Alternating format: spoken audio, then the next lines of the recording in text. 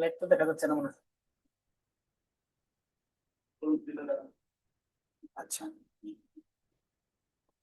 এখন দেখা যাচ্ছে তাই না? আচ্ছা, তাহলে এখন কনফার্ম। এখন অনলাইনে আমাদের সাথে যারা সংযুক্ত আছেন আমাকে একটু রেসপন্স করেন, আমার কথা ক্লিয়ার শোনা যায় ব্যাপারটা, তারপর কথা শুরু করি। Yes sir.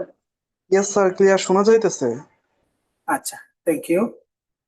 আমরা এই ক্লাসটা যেন ইন্টারেক্টিভ হয়, যে কোনো জায়গায় যে কোনো প্রশ্ন থাকলে আপনারা প্রশ্ন করবেন, তাহলে পরে ক্লাসটাকে আপনার ক্লাসের মতো মনে হবে।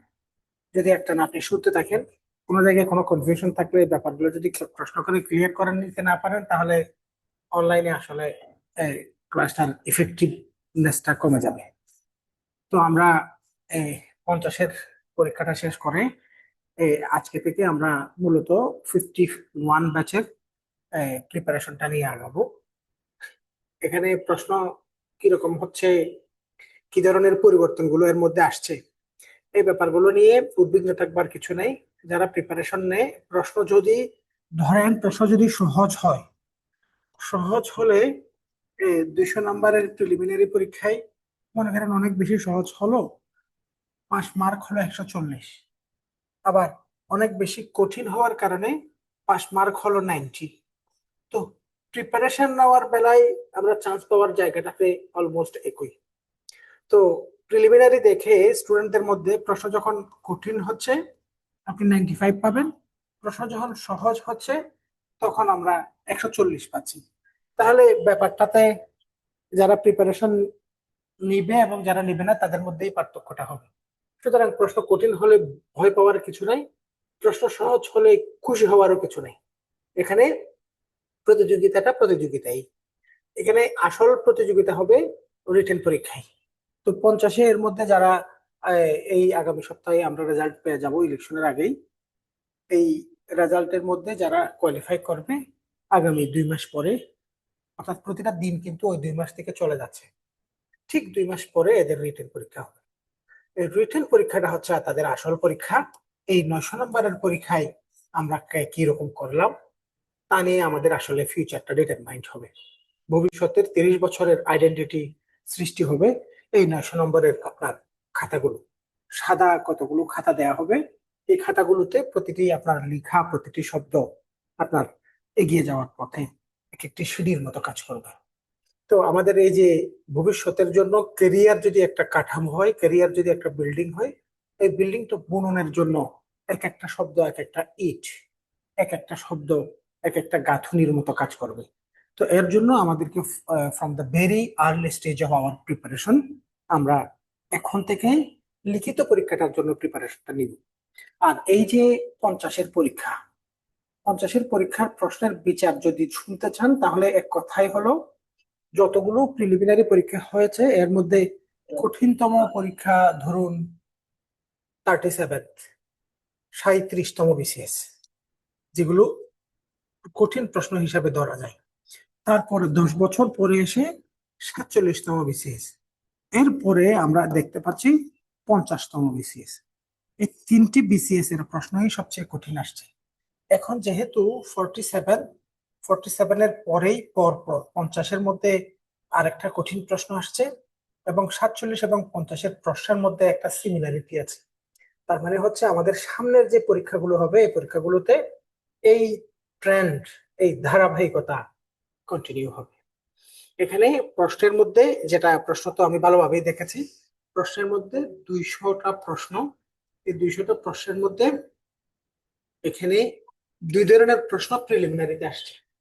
2 ধরনের প্রশ্ন, কিছু প্রশ্ন হচ্ছে, ভালোভাবে শুনবেন, ক্লোজ এন্ডেড কোয়েশ্চেন, আর কিছু প্রশ্ন হচ্ছে ওপেন এন্ডেড। ব্যাপারটা অনেকের কাছে নতুন মনে হবে, ব্যাপারটা কি ক্লোজ এন্ডেড ওপেন এন্ডেড, ব্যাপারটা দিয়ে কি বোঝাতে চাচ্ছেন? এটা তো মৌখিক পরীক্ষার ক্ষেত্রে আমরা বুঝি সহজে, ক্লোজ এন্ডেড হচ্ছে একটু প্রশ্ন করলাম, প্রশ্নের এক কথায় উত্তর। মনে করো বাংলাদেশের জাতীয় শহীদ মিনারের স্থপতির নাম কি? তাহলে প্রথম যিনি শহীদ মিনার ডিজাইন করেছিলেন, প্রথম স্থপতি এই ডিজাইনার হামিদুর রহমানের নাম আমরা জানি, তাহলে উত্তর আসবে হামিদুর রহমান। এটা হচ্ছে ক্লোজ এন্ডেড কোয়েশ্চেন, যেখানে একটি শব্দ বা একটি বাক্যের সাথে সাথে প্রশ্নটার উত্তরটা ক্লোজ হয়ে যায়। আর কিছু প্রশ্ন থাকে যে প্রশ্নগুলোর উত্তরটা ক্লোজ এন্ডেড না, ওখানে শেষ বলে কোনো কথা নাই, ওখানে আরো কথা থাকতে পারে। অ্যাপ্লাইড প্রায়োগিক প্রশ্ন। প্রায়োগিক প্রশ্ন যদি আপনাকে প্রশ্ন করা হয় ঢাকা সিটির ট্রাফিক জ্যাম এটা বাংলাদেশের সবচেয়ে বড় সমস্যার একটা, ঢাকা শহরের, তাহলে এই ট্রাফিক জ্যামের এই প্রবলেমটাকে সলভ করার জন্য মেট্রো রেল করা হয়েছে, অনেক অনেকগুলো ফ্লাইওভার করা হয়েছে, পুলিশি ব্যবস্থার আইনের প্রয়োগ গুলাকে অনেক স্ট্রং করা হয়েছে, কিন্তু জ্যামের জায়গায় রয়ে গেছে, কোনো জ্যাম কমে। তোমাকে ভাইভাতে প্রশ্ন করলো এই যে সমস্যাটা, এটা হচ্ছে ঢাকা সিটিটা almost mega city. Mega city হচ্ছে 1 কোটি মানুষ থাকলে, 2 কোটি মানুষ থাকলে তাকে আমরা মেটা সিটি বলি। টোকিও, মুম্বাই, এগুলাকে মেটা সিটি বলে। এর মধ্যে অন্যতম একটা মেটা সিটি হচ্ছে ঢাকা সিটি পৃথিবীর, যেখানে 2 কোটির বেশি মানুষ থাকে। তাহলে তোমাকে যদি প্রশ্ন করা হয় এই ট্রাফিক জ্যাম এই সমস্যাটার সমাধানের জন্য কি, তোমার কি পরামর্শ, তোমার কি সাজেশন, এটা ভাইভাতে যদি প্রশ্ন করা হয় সরাসরি তুমি এটার এক লাইনে কোনো উত্তর নাই, এটা তুমি অ্যানালাইসিস করে লম্বা করে বলতে পারো। তোমাকে যদি প্রশ্ন করা হয় রোহিঙ্গা ক্রাইসিস একটা বড় ধরনের ক্রাইসিস, এটা আমাদের সাথে রিলেটেড এবং এটা একটা গ্লোবাল ক্রাইসিস, রিফিউজি বা উদ্বাস্তু সমস্যার মতো সমস্যা, এই প্রশ্নের উত্তর একটা অ্যানালাইটিক্স থাকবে, একটা ব্যাখ্যা থাকবে। তাহলে স্যার এমসিকিউ তে এই ধরনের প্রশ্ন ওখানে কি লম্বা করে কোনো কিছু বলবার মতো আছে? আছে। তুমি এখানে সাধারণ জ্ঞানের এই প্রশ্নের মধ্যে অনেক ক্ষেত্রেই তুমি দেখেছো, এই 50-এর প্রশ্ন নিশ্চয়ই অবশ্যই দেখার সৌভাগ্য হয়েছে আমার কথা যারা শুনছো, অনেকগুলো প্রশ্ন আছে যেগুলো সরাসরি উত্তর না, মানে জাস্ট হামিদুর রহমান উত্তর, জাস্ট মুখস্থ যা করলাম তাও ওখানে দিলাম, ওই ওই টাইপের না, সিদ্ধান্তটা নিতে হবে। এখন যদি তোমাকে আমি প্রশ্নটা এভাবে করি, ট্রাফিক জ্যাম সমাধানের জন্য সবচেয়ে ক্রুশাল ডিসিশন কোনটা নেওয়া উচিত, তাহলে এটা কোনো তাত্ত্বিক বিষয় না, এটা হচ্ছে তোমার চিন্তার বিষয়। এবার তোমাকে 4টা অপশন দিয়েছে, ওখান থেকে যেটা সবচেয়ে ক্লোজেস্ট ওটা ক্যান্সার হিসাবে নাও। তাহলে পরে এখানে ওপেন এন্ডেড কোয়েশ্চেন এমসিকিউ চলে আসছে, যেটা আগের তেমন একটা দেখা যেত না। যেমন অনেক কোয়েশ্চেন নৈতিকতা, মূল্যবোধ ও সুশাসন একটা বিষয় আছে, আন্তর্জাতিক বিষয়াবলী, বাংলাদেশ বিষয়াবলী, এই বিষয়গুলোতে অনেকগুলো নাম্বার আছে, কিন্তু বাংলাদেশ বিষয়াবলী 30 মার্কস, আন্তর্জাতিক বিষয়াবলী মনে করো 30 মার্কস, এখানে যদিও 5 নাম্বার কম। এই নৈতিকতা, মূল্যবোধ ও সুশাসন 15 নাম্বার, ভূগোলের জন্য 10 নাম্বার। এই ধরনের এখানে বিশাল একটা নাম্বার আছে, কিন্তু প্রায় ধরো এখানে কি 60, 70, 80, 85, 80 নাম্বার মতো। তাহলে পুরো প্রিলিমিনারিতে এরকম অ্যানালিটিক্যাল প্রশ্ন অনেকগুলো আছে। ইভেন ক্লিয়ার করে বলে দিচ্ছি, ইংরেজি সাহিত্য আছে না, ইংরেজি সাহিত্যের যে 10টা প্রশ্ন আসছে, একটি প্রশ্ন হয়তো স্টুডেন্টরা শুনছে, বাকি 9টা প্রশ্নই অ্যাপ্লাইড। কিরকম? প্রশ্নটা আসছে রোমান্টিক পিরিয়ডের ফিচার নয় কোনটা, কিন্তু এমন ভাবে 4টা অপশনকে দিয়েছে, 3টা ফিচার, বাকি যে অপশনটা অ্যান্সার ওই অপশনটাও ফিচারের মতো, কারণ ওটা হচ্ছে বৈশিষ্ট্য। তাহলে ওটা হচ্ছে মেইন থিম, তাহলে মেইন থিমটাও তো বৈশিষ্ট্যের মতো তোমার মনে হবে। তাহলে এটাও মূলত তুমি চিন্তা করে উত্তরটা দিতে পারছো কিনা, সিদ্ধান্ত নিতে পারছো কিনা, এরকম প্রশ্ন। ধরো এ প্যাসেজ টু ইন্ডিয়া, এই উপন্যাস বা এই লেখনী থেকে একটা প্রশ্ন আসছে, প্রশ্নটা সরাসরি তার ডাক্তার কাউসার বা তার প্রধান চরিত্র অথবা কত সালে প্রকাশিত হয়েছে, কে লিখেছে, এই টাইপের ক্লোজ এন্ডেড করা হয় না। বলা হয়েছিল এই উপন্যাসে কোন বিষয়টা ফুটে উঠছে। মনে করো তোমার শেক্সপিয়ারের একটা প্রশ্ন আসছে, অ্যাজ ইউ লাইক ইট একটা নাটক আছে শেক্সপিয়ারের, এটা আমরা সেকেন্ড ইয়ারে পড়ছিলাম। অ্যাজ ইউ লাইক ইট এই নাটকের যে প্রশ্নটা আসছে, এই প্রশ্নের মধ্যে মেইন চরিত্র, নায়ক নায়িকার বাইরে আরেকজন চরিত্র, যে চরিত্রটা একটা ভাষণ দিয়েছিল, ওই ভাষণকে কেন্দ্র করে কথা, অর্থাৎ প্রায়োগিক বিষয়। বুঝাতে চাচ্ছি শুধুমাত্র সাধারণ জ্ঞানের কথা নয়, শুধুমাত্র সাধারণ জ্ঞান নয়, ইংরেজি সাহিত্য প্রশ্ন করার সময়ও ক্লোজ এন্ডেড এই জায়গাটা থেকে বের হয়ে ওপেন এন্ডেড, এবং ওপেন এন্ডেড কোশ্চেনের পরিমাণ অলমোস্ট 50%, যদিও এটা ভালোভাবে হিসাব করলে আরো কম হবে পার্সেন্টেজ। একটা কথা ছিল। তার মানে হচ্ছে তুমি কি পড়াশোনাটা এমসিকিউ ভিত্তিক বিগত বছরের প্রশ্ন মুখস্থ করে পরীক্ষা দিতে আসছো, নাকি বিষয়টার উপর তোমার ব্যাকগ্রাউন্ড সহ বিশদভাবে জানা আছে? বিশদভাবে জানা আছে। তাহলে বিশদভাবে যার জানা থাকবে সে কিন্তু সিদ্ধান্ত নিতে পারবে এখানে this one is the answer. তাহলে প্রায়োগিক জায়গাটা যদি ভালো করতে হয়, তাহলে এখন বিসিএস এর প্রিপারেশনটা, একটা সময়ে বিসিএস এর প্রিপারেশনই ছিল মুখস্থ মুখস্থ। এবং আমরা নিজেরাও গুরুত্ব দিতাম, সবাইকে বলতাম একটা জব সলিউশন নাও, বিগত বছরের প্রশ্নগুলোকে কমপক্ষে 3 থেকে 5 বার রিভাইজ করো এবং গুছিয়ে এই জায়গাটা দিয়েই তোমার একটা ব্যাকগ্রাউন্ড স্ট্রং হয়ে যাবে। এরপরে টুকটাক কোচিং এর মডেল টেস্ট ক্লাস এবং পরীক্ষাগুলো থেকে তুমি যদি আর 10 থেকে 15 নাম্বার পাও, তোমার প্রিলি পাস কিল্লা ফতে শেষ। এবং রিটেন পরীক্ষায় বিগত বছরের প্রশ্ন, ধরো সংবিধান একটা চ্যাপ্টার আছে, এই সংবিধান চ্যাপ্টারের গত 5 বছরের প্রশ্ন দেখবে, তুমি অনুমান করতে পারবা এই বছরের একটা প্রশ্নের একটা অংশ আরেক বছরের আরেকটা প্রশ্নের আরেকটা অংশ মিলিয়ে নতুন একটা প্রশ্ন সৃষ্টি হবে, এই টাইপের করে প্রশ্নগুলো আসতো। কিন্তু গত 47তম বিসিএস, যেটা রিটেন পরীক্ষাটা অলরেডি হয়ে গেছে, এই রিটেন পরীক্ষায় যে 10টা প্রশ্ন আসছে, 10টা প্রশ্ন বাংলাদেশ বিষয় বলে একটা বিষয় আছে, যেটার নাম্বার হচ্ছে এই, একটু পর আমি বলবো, যেটা বাংলাদেশ বিষয় বলি, এটার নাম্বার হচ্ছে 200। এই 200 নম্বরের জন্য প্রশ্ন আসছে 10টা, এবং 10টা প্রশ্নই অ্যান্সার করতে হবে। তার মানে একটা প্রশ্নের মান হচ্ছে 20। 20 নম্বরের একটা প্রশ্ন অ্যান্সার করে 10টা টোটাল অ্যান্সার করবা, কোনো 11টা প্রশ্ন নাই, 10টা অ্যান্সার করতে হবে। এখানে 200 নম্বরের যে 20 নম্বরের 10টা প্রশ্ন অ্যান্সার করতে হবে, আসলে 10টা রচনা লিখতে হবে, এই টাইপের করে প্রশ্নগুলো আসছে। একটা প্রশ্ন বিগত বছরের প্রশ্ন থেকে আসেনি। ধরো তোমাকে আমি আরো একটু ক্লোজলি বুঝিয়ে বলি, এখানে 1 নাম্বার চ্যাপ্টার বাংলাদেশ বিষয়াবলীর 1 নাম্বার চ্যাপ্টারটা হচ্ছে বাংলাদেশের ভূতাত্ত্বিক পরিচয়, অর্থাৎ বাংলাদেশের জিওগ্রাফিক্যাল ইন্ট্রোডাকশন। মানে বঙ্গোপসাগরের তীরে অবস্থিত, উত্তরে এই আছে, দক্ষিণে এই আছে, জিওগ্রাফির এই অবস্থা, এবং এখানে কাঠামোগত ভাবে এখানে নদী আছে, এখানে পাহাড় আছে, এই সমস্ত বিষয়। তো আগে প্রশ্ন আসতো বাংলাদেশের প্রাচীন জনপদ গুলো সম্পর্কে পরিচয় লিখো, সংক্ষেপে 4 নম্বরের একটা প্রশ্ন।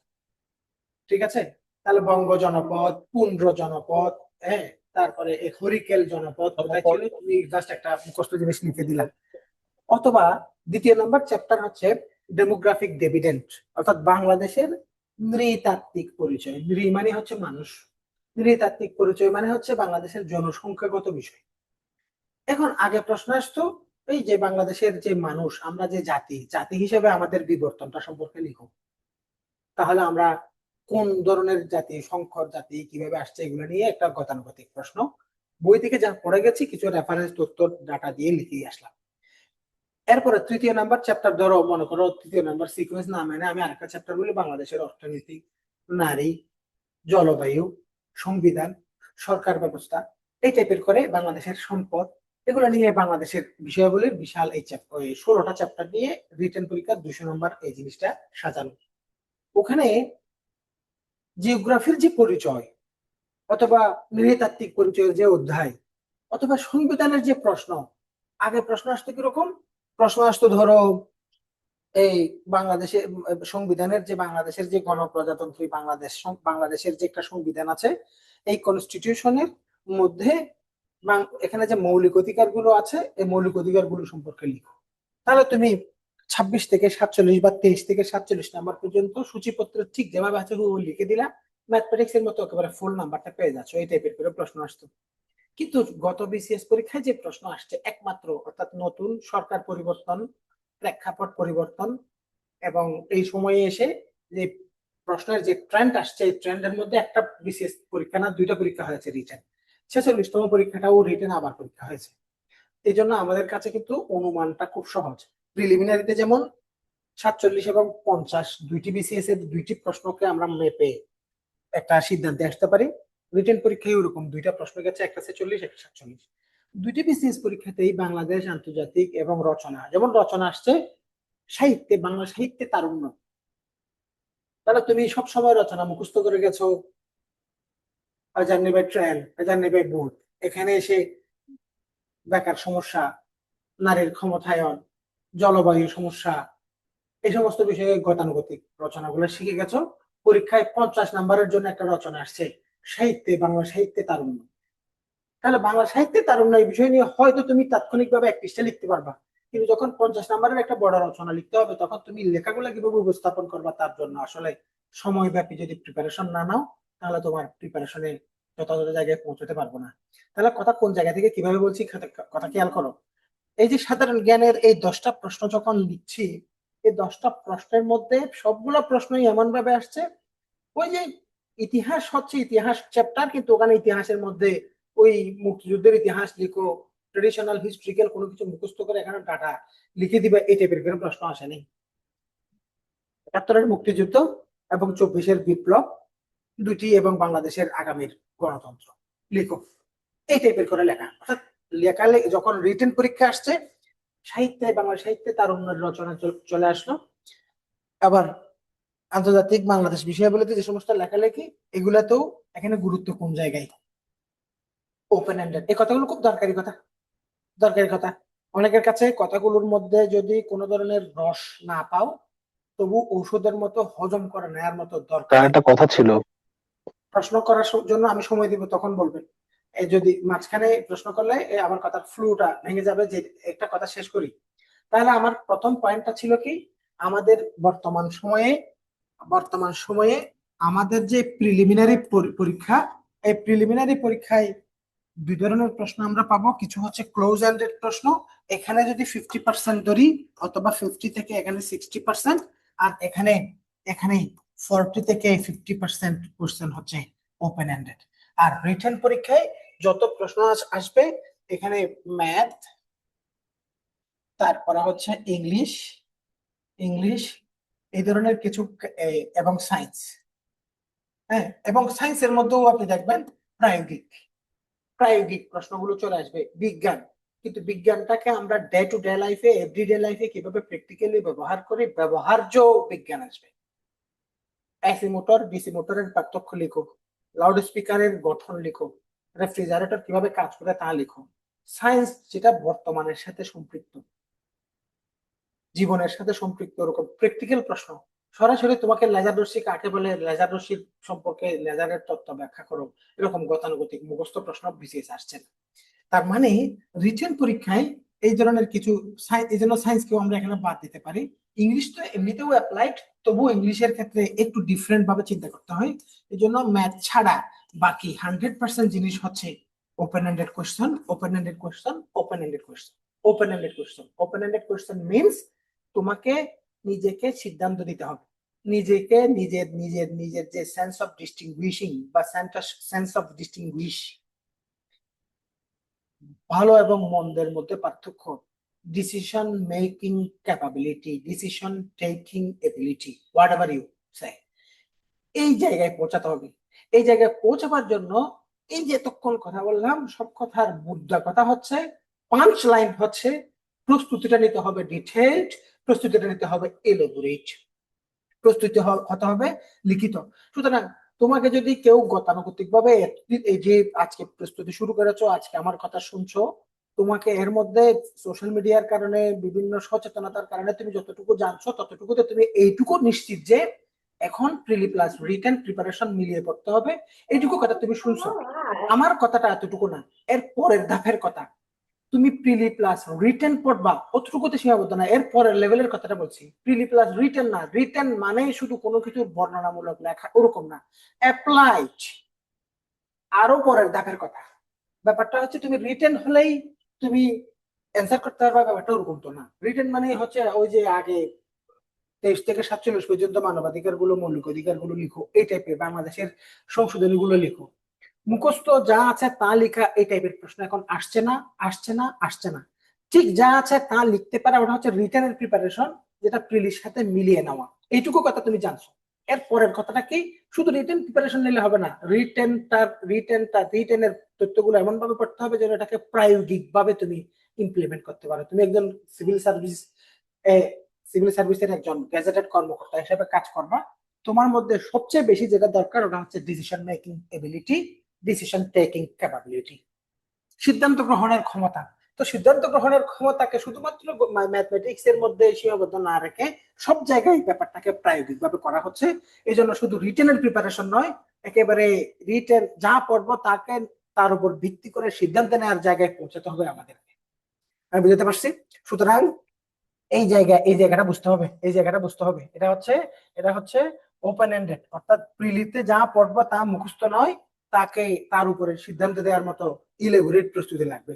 ইলেবোরেট প্রস্তুতি মানে রিটেন, রিটেন মানে শুধুমাত্র ডাটা মুখস্থ করা নয়, রিটেন মানে হচ্ছে নিজের সিদ্ধান্ত দেওয়ার মতো জায়গায় আসতে হবে। কোনো কিছু শেষ করবার দরকার নাই। বর্তমান সময়ের বিসিএস এর প্রিপারেশনের ক্ষেত্রে সব বিষয় সব সাবজেক্টে শেষ করার যে কাজ আমরা করে থাকি, টার্গেট করে এটা শেষ করছি, এটা শেষ করছি, শেষ করে কোনো লাভ নাই। তুমি যা পড়ছো তা এমন জায়গায় পড়তে হবে যেন ওখান থেকে যেভাবেই প্রশ্ন আসুক তুমি অ্যান্সার করতে পারবা এবং নিজে জিনিসটা বুঝে পড়বা। প্রতিটা জায়গায় নিজস্বতা লাগবে। আমি আরো বিষয় ধরে ধরে বলবো, এবার তোমরা প্রশ্ন করো। আমার এই প্রথম পয়েন্টে আমি যে কথাগুলো বলছি, এই কথাগুলো থেকে আমি কি বোঝাতে চাচ্ছি দেখি আমাকে এবার নিজেরা প্রশ্ন করো এবং বলো। একজনের প্রশ্ন করতে চাচ্ছিল।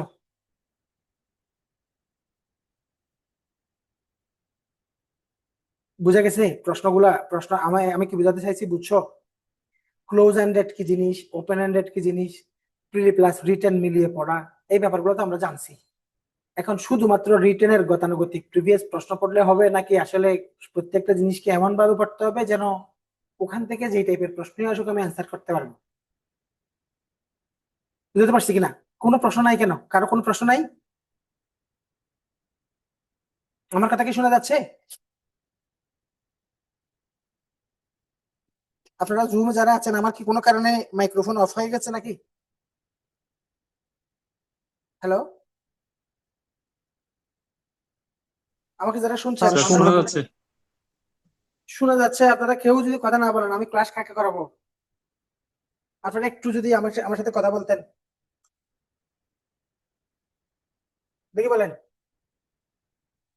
অনলাইনে জুমে যারা আছেন আমার সাথে এই যতটুকু বলছি ততটুকু কথা বোঝা গেছে কিনা একটু বলেন, রেসপন্স করেন।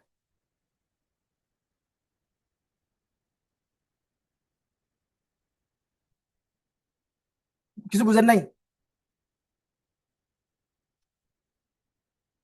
হ্যালো, দেখি শাহিন একজন আছেন, আপনি বলেন। আসিফ আছেন একজন, শুনছেন আমার কথাগুলো? জাহিদ হাসান, আপনি বলেন।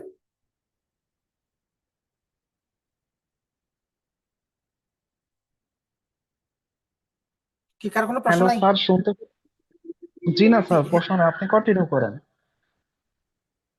আচ্ছা, তাহলে আমরা প্রথম ধাপে বললাম আমাদের যে প্রস্তুতি, আমাদের যে প্রস্তুতি, প্রস্তুতির ক্ষেত্রে প্রস্তুতির ক্ষেত্রে আমরা সবাই জানি আমাদেরকে প্রিলি প্লাস, হ্যাঁ বলেন, বড় করে বলেন। আদাব, হ্যাঁ।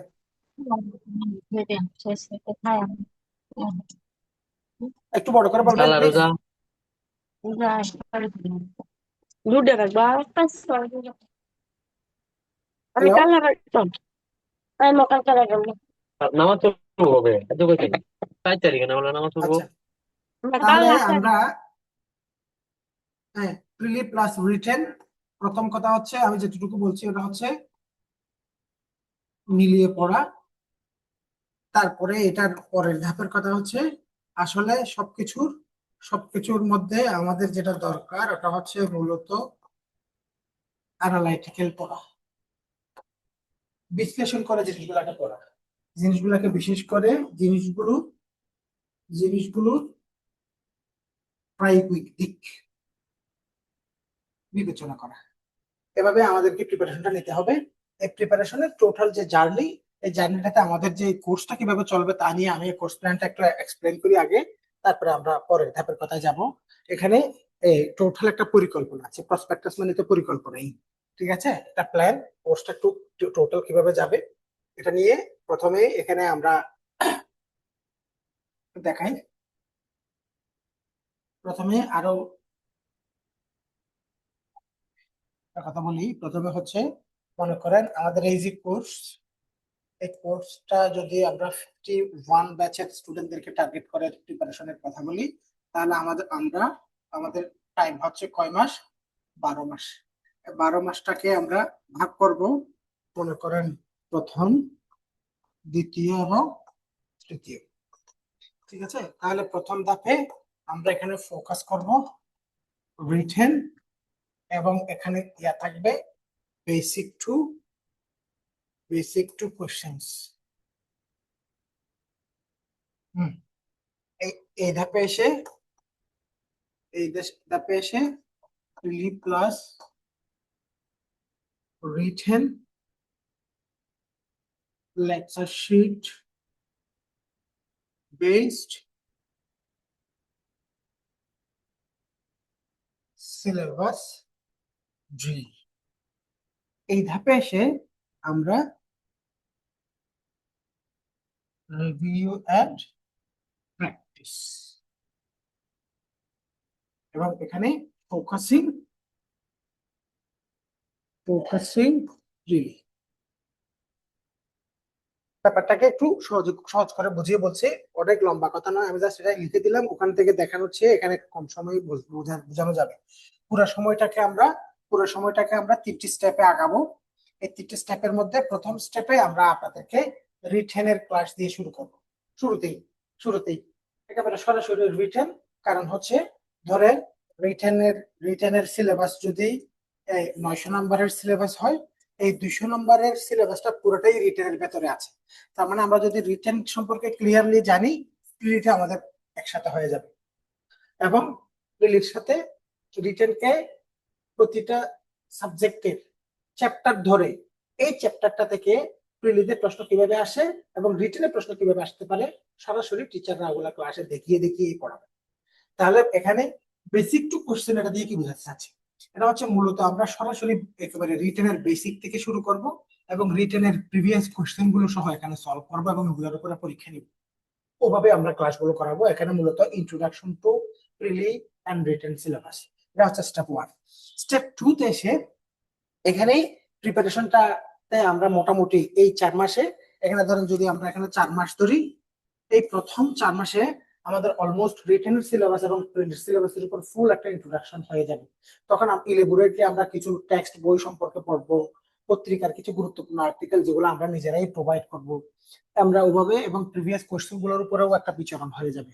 তাহলে আমরা প্রিলি সিলেবাস এবং রিটেন সিলেবাস সম্পর্কে জানি, এবং অলমোস্ট রিটেন এবং প্রিলি সিলেবাসের প্রতিটা সাবজেক্টের প্রতিটা চ্যাপ্টারের উপর একটা বেসিক ধারণা আমাদের হয়ে গেছে। এখন মনে করেন সংবিধান সম্পর্কে টোটাল একটা বেসিক ধারণা আপনার আছে। এই পর্বে এসে এই টোটাল সংবিধানটা থেকে প্রিলিমিনারি উপযোগী কোন কোন জায়গাগুলো আমার লাগবে, এবং একই সাথে রিটেনকে মাথায় রেখে এই জিনিসগুলোর উপরে এই লেকচারশিট ভিত্তিক প্রিলিমিনারি প্রিপারেশন নিয়ে কাজ করানো হবে এই ধাপে এসে। ঠিক আছে, এখানে এই জন্য এখানে লেখা হয়েছে প্রিলি প্লাস রিটেন, এখানে টোটাল রিটেনের উপর ফোকাস, এখানে প্রিলি প্লাস রিটেন। এখানে এসে আমাদের এখানে লেকচার শিটের মাধ্যমে সবগুলো প্রায় 120টি প্লাস, হ্যাঁ 25টি ধরেন, 125টি শিট, এবং 125টি শিটের উপরে ওভাবে গুছিয়ে লেকচার গুলো করানো হবে, এখানে যেন একসাথে টোটাল প্রিলিটা ক্লিয়ার হয়ে যায়। এবং পাশাপাশি প্রতিটা সাবজেক্ট পড়ানোর সময় মনে করেন ওই যে বলেছিলাম, মনে করেন এই লগারিদম, এই চ্যাপ্টারটা ম্যাথমেটিক্স এর, এই চ্যাপ্টারটার উপরে প্রিলিমিনারির উপরে একটা ডিটেইল আলোচনা, পাশাপাশি রিটেনের জন্য আলাদা পড়া আমরা এখানে পড়ছি। এই জিনিসের সাথে এই জিনিসের কম্বিনেশন, এখানে রিটেনের কিছু পরীক্ষা থাকবে কিন্তু ফোকাস থাকবে প্রিলির উপর। তৃতীয় ধাপে এসে আমাদের কাছে এখন আমাদের প্রিলি সিলেবাস করানো শেষ, রিটেনের উপরও মোটামুটি পড়া শেষ। এখানে উইকলি কতগুলো রিটেন টেস্ট থাকবে, কতগুলো প্রিলি টেস্ট থাকবে। ধরেন প্রতি সপ্তাহে এই সপ্তাহান্তে বৃহস্পতিবারে প্রতি সপ্তাহে একটা পরীক্ষা থাকবে, এটা শুরু থেকেই এই সপ্তাহ থেকেই আমাদের পরীক্ষাগুলো সারা বছর ব্যাপী চলবে। এখানে সে পরীক্ষাগুলো থাকবে, এবং পরীক্ষাগুলোর পাশাপাশি তখন এখানে এসে 2 চ্যাপ্টার 3 চ্যাপ্টার মিলিয়ে রিভিউ ক্লাসগুলো হবে এবং মডেল টেস্ট হবে, এখানে পরীক্ষার সংখ্যা একটু বেড়ে যাবে।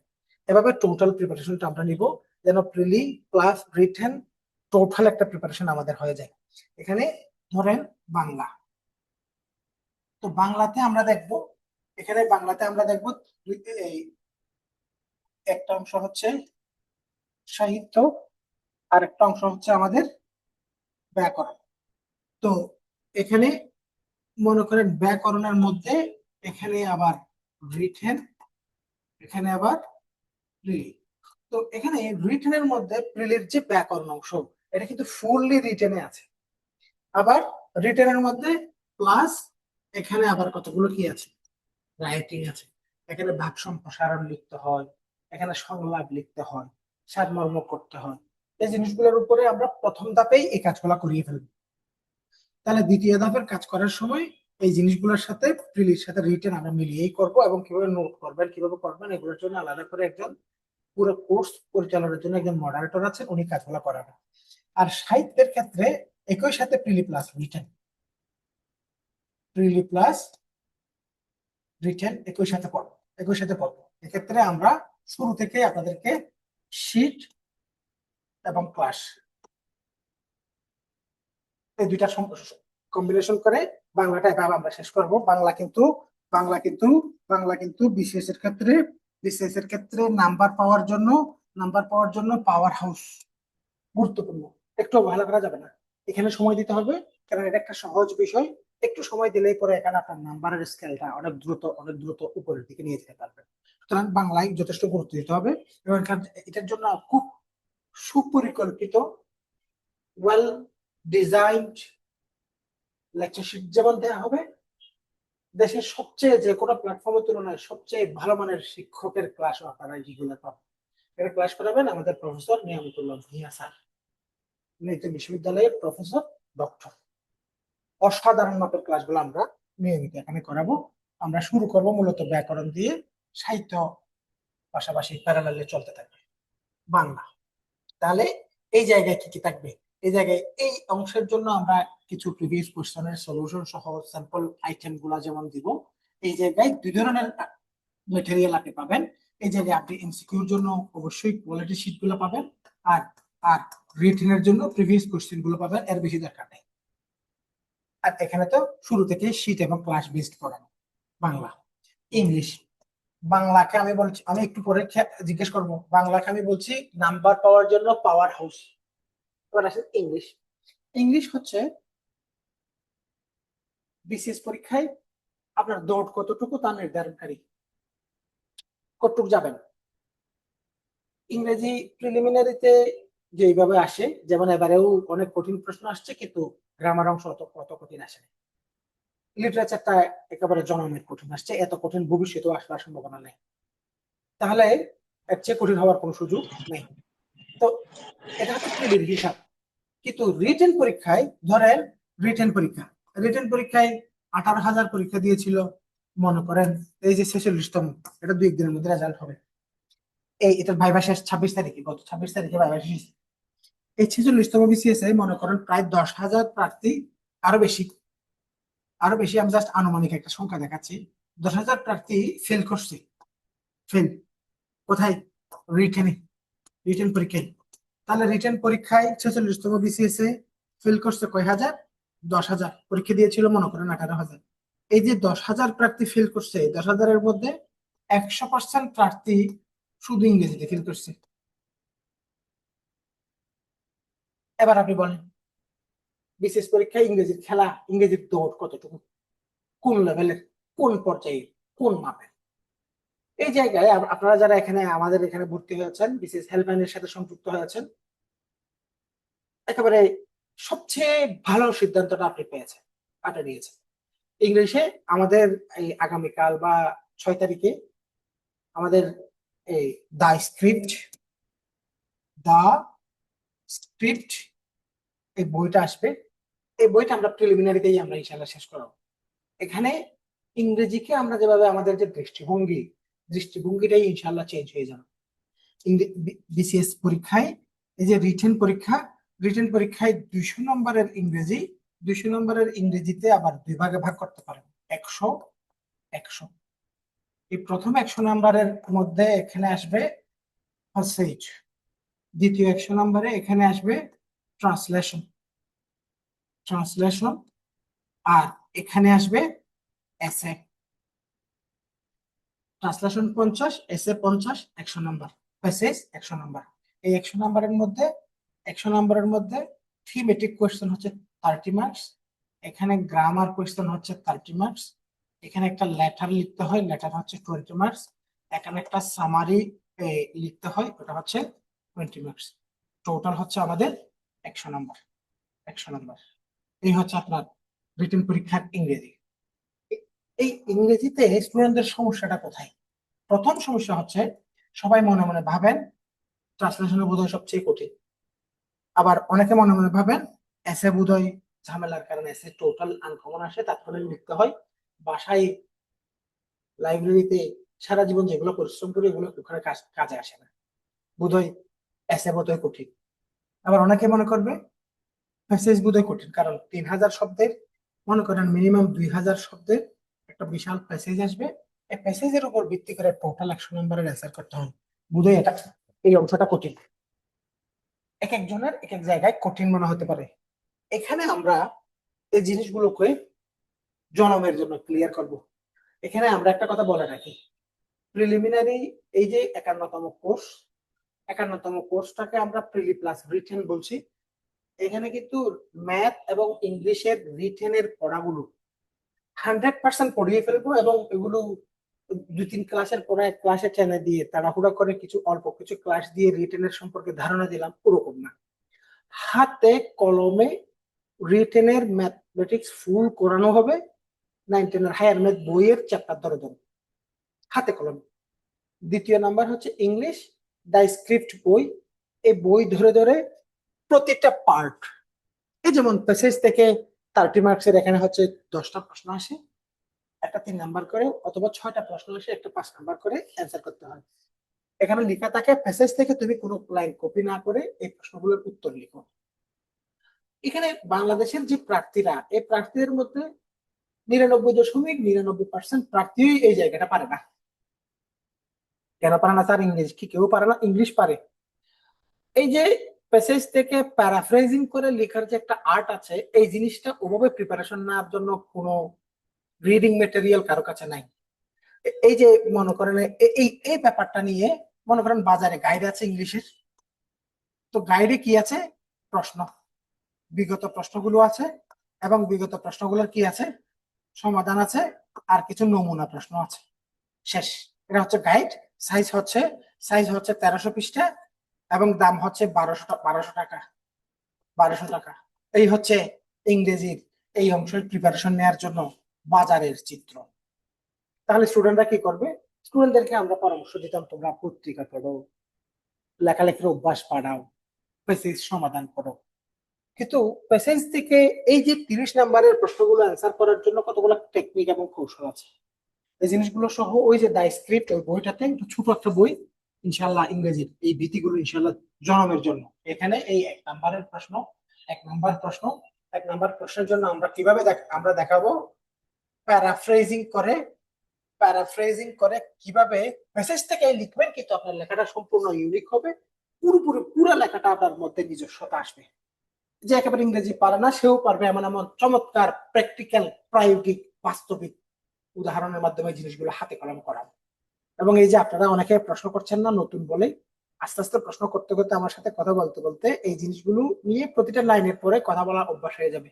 আপনি যতই দূরে থাকুন না কেন, যেখানে বসেই আপনি আমার ক্লাসটা করেন না কেন, এই ক্লাসের মাধ্যমে আপনার কাছে ইনশাল্লাহ একেবারে প্র্যাকটিক্যালি জিনিসগুলো দেখাবো। আমি কোন একটা কৌশল দিলাম, কৌশলটা কোনো জায়গায় খাটে, কোনো জায়গায় খাটে না, কোনো জায়গায় একটু করে কাজ করা যায়, একটু করে কাজ করা যায় না, এরকম আধুরা, অর্ধেক, মিনিংলেস এরকম কোনো কথা বলবো না।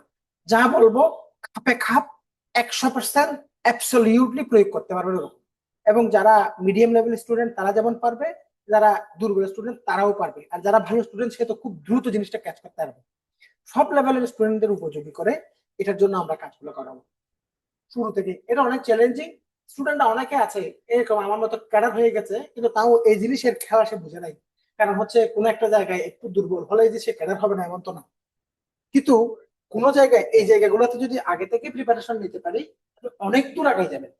অনেক প্রার্থী এখানে তো মূলত 3 লাখ 4 লাখ প্রার্থীর মাঝখানে প্রথম 2000-এ পৌঁছাতে গেলে প্রতিযোগিতার কোন জায়গায় কোন বাঁকে গিয়ে কোন জায়গায় অন্যদেরকে পিছনে ফেলে দেওয়ার কতগুলো ম্যাজিক জায়গা আছে, এই জায়গাগুলো ইনশাল্লাহ ক্লিয়ার করে দেবো। তাহলে এটা প্রথমটা। এবার আসেন, এখানে গ্রামার আছে না, নাম হচ্ছে গ্রামার, কিন্তু রিটেন পরীক্ষায় কি সরাসরি প্রিলির মতো টেন্স কাকে বলে, কত প্রকার, অ্যাডজেক্টিভ কিভাবে চিনবেন, তারপরে হচ্ছে ভয়েস চেঞ্জ, তারপরে হচ্ছে রাইট ফর্ম অফ ভার্বের যে সমস্ত বেসিক পড়া, তারপরে এখানে মনে করেন subject verb agreement, parts of স্পিচের প্রতিটি জিনিসের আলাদা আলাদা প্রকার, এই জিনিসগুলোর কি সরাসরি কোনো সংজ্ঞা জাতীয় কোনো গ্রামার কি স্যার আসে? না। এখানে 30 মার্কসের এটা হচ্ছে গ্রামারের এই পুরো 200 নম্বরের ইংরেজির মধ্যে নাম্বার পাওয়ার একটা জায়গা এটা। যদিও ইনশাল্লাহ আমার ক্লাসগুলো করার পরে প্রতিটা জায়গায় আপনার নাম্বার পাওয়ার জায়গায় পরিণত হবে। গ্রামারটা হচ্ছে একটা অ্যাপ্লাইড গ্রামার। সহজ করে বুঝিয়ে বলি, ধরুন এখানে আসবে শব্দ দিবে, বলবে এই শব্দগুলোর কন্টেক্সচুয়াল মিনিং লিখো, তাহলে শব্দার্থ। তাহলে শব্দার্থ ছাড়া এটা আবার গ্রামার হলো কেমনে? এটা গ্রামার, এটা হচ্ছে মানে তুমি ইংরেজির প্রায়োগিক দক্ষতা। মনে করো এটা 1 নাম্বার, 2 নাম্বার, এখানে আসবে কি কন্টেক্সচুয়াল ভোকেব। তাহলে কন্টেক্সচুয়াল ভোকাবুলারির যে অর্থ বের করা, তাহলে এই শব্দটা কি অর্থ? মনে করো হ্যাভ, হ্যাভ মানে আছে, হ্যাভ মানে আছে। আই হ্যাভ আ কার, আমার একটা গাড়ি আছে, এটা হচ্ছে তার ডিকশনারি মিনিং। কিন্তু আমি যদি বলি I have a cup of T daily, তাহলে আমার 1 কাপ চা আছে নিয়মিত, ওরকম অর্থ আমরা করি না। তখন আমরা অর্থ করব আমি 1 কাপ চা খাই। তাহলে হ্যাভ মানে আছে, হ্যাভ মানে খাই, হ্যাভ মানে আছে, হ্যাভ মানে খাই, কোন বাক্যে আছে কোন বাক্যে খাই, এই অর্থের যে পার্থক্য, এই ব্যাপারটা আসবে। কিন্তু এখানে শব্দগুলো অত পরিচিত শব্দ আসবে না, একটু কঠিন শব্দ আসবে।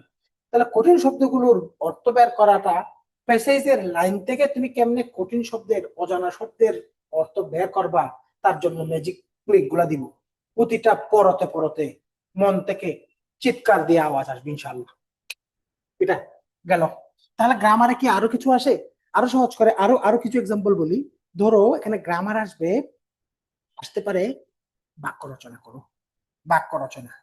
তাহলে স্যার এটা কি ক্লাস 6-7 তো আমরা বাক্য রচনার বিষয়টা পড়ছি, এটা কি তুমি কি জানো বিসিএস পরীক্ষায় তুমি একটা শুদ্ধ অ্যামিজার ওয়াজার বার বসিয়ে একটা বাক্য রচনা করলে তুমি নাম্বার পাবা, মনে করলেও নাম্বার পাবা না, 0 পাবা ডাইরেক্ট।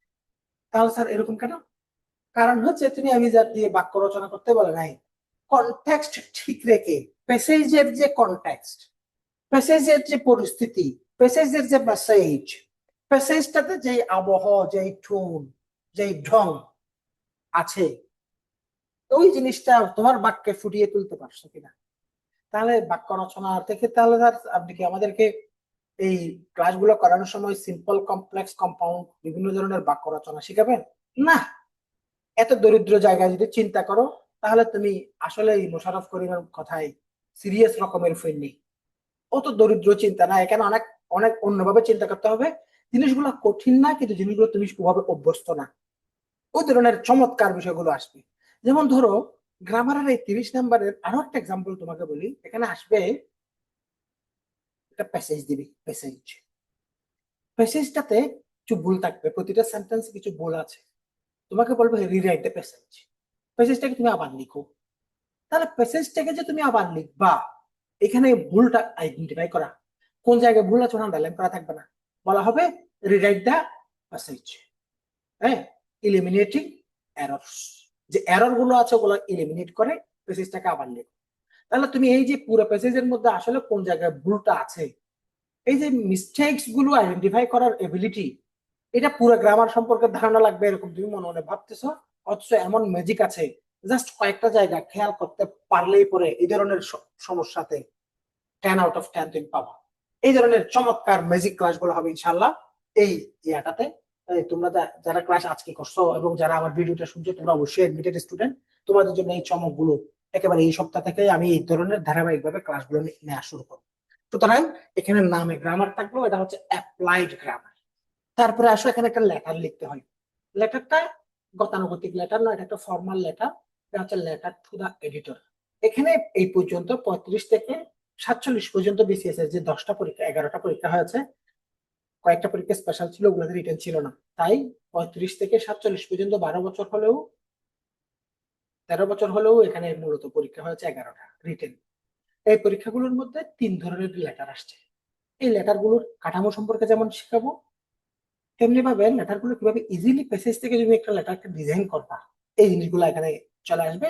এটা খুব একটা কঠিন না, এটা ফরমেশন শিখিয়ে দিলে সবচেয়ে দুর্বল মাপের স্টুডেন্টটাও অন্য ভালো স্টুডেন্টের চেয়ে ভালো নাম্বার ইনশাল্লাহ তুলে আনতে পারবে। এরপরে আসো সামারি। সামারিতেও 3 টাইপের প্রশ্ন আসছে এই পর্যন্ত। সামারিতে আগে এক সময় সামারি আসতো, দেখো 35 থেকে 44তম বিসিএস পর্যন্ত একরকম প্রশ্ন আসতো স্ট্রেট। 44-এর আগে 34 পর্যন্ত বিসিএস আগে আসতো প্রেসি, প্রিসাইজ। প্রেসি মানেও সামারি, কিন্তু সামারি শব্দ এবং প্রেসি শব্দের মধ্যে পার্থক্য আছে। কিভাবে প্রিসাইজ করা, কিভাবে সামারি করার মধ্যে কিছু ব্যবহার্য পার্থক্য আছে, গঠনগত পার্থক্য তো আছেই। তার আগে 35 থেকে বলি, 35 থেকে 44 পর্যন্ত আসতো একটা সামারি লিখো 100 শব্দের মধ্যে। কিন্তু 45 এবং 46 প্রশ্ন আসছে একটা সামারি লিখো, একটা শিরোনাম দাও। এবার 47 আরেকটু পরিবর্তন করে আসছে, 3টি পার্ট আসছে। টাইটেল দাও, একটা একটা সামারি করো এবং তোমার নিজস্ব মন্তব্য লেখো। 3টি পার্ট মিলে 20 নাম্বার। এই জিনিসগুলো খুব সহজ এবং এই জিনিসগুলো অনুশীলন করলে তুমি আমার ক্লাস না করলেও পারবা, শুধু আমার বইটা পড়লে অথবা কোনো যেখানে ইনস্ট্রাকশন আছে ওরকম। তবু এগুলো খুব কম সময়ে সহজে স্ট্যান্ডার্ড জায়গায় নিয়ে যাওয়ার জন্য প্রসেস গুলো আছে। যেমন একটা শিরোনাম লিখতে বলছে, শিরোনাম লেখার কতগুলো উপায় কিন্তু আছে।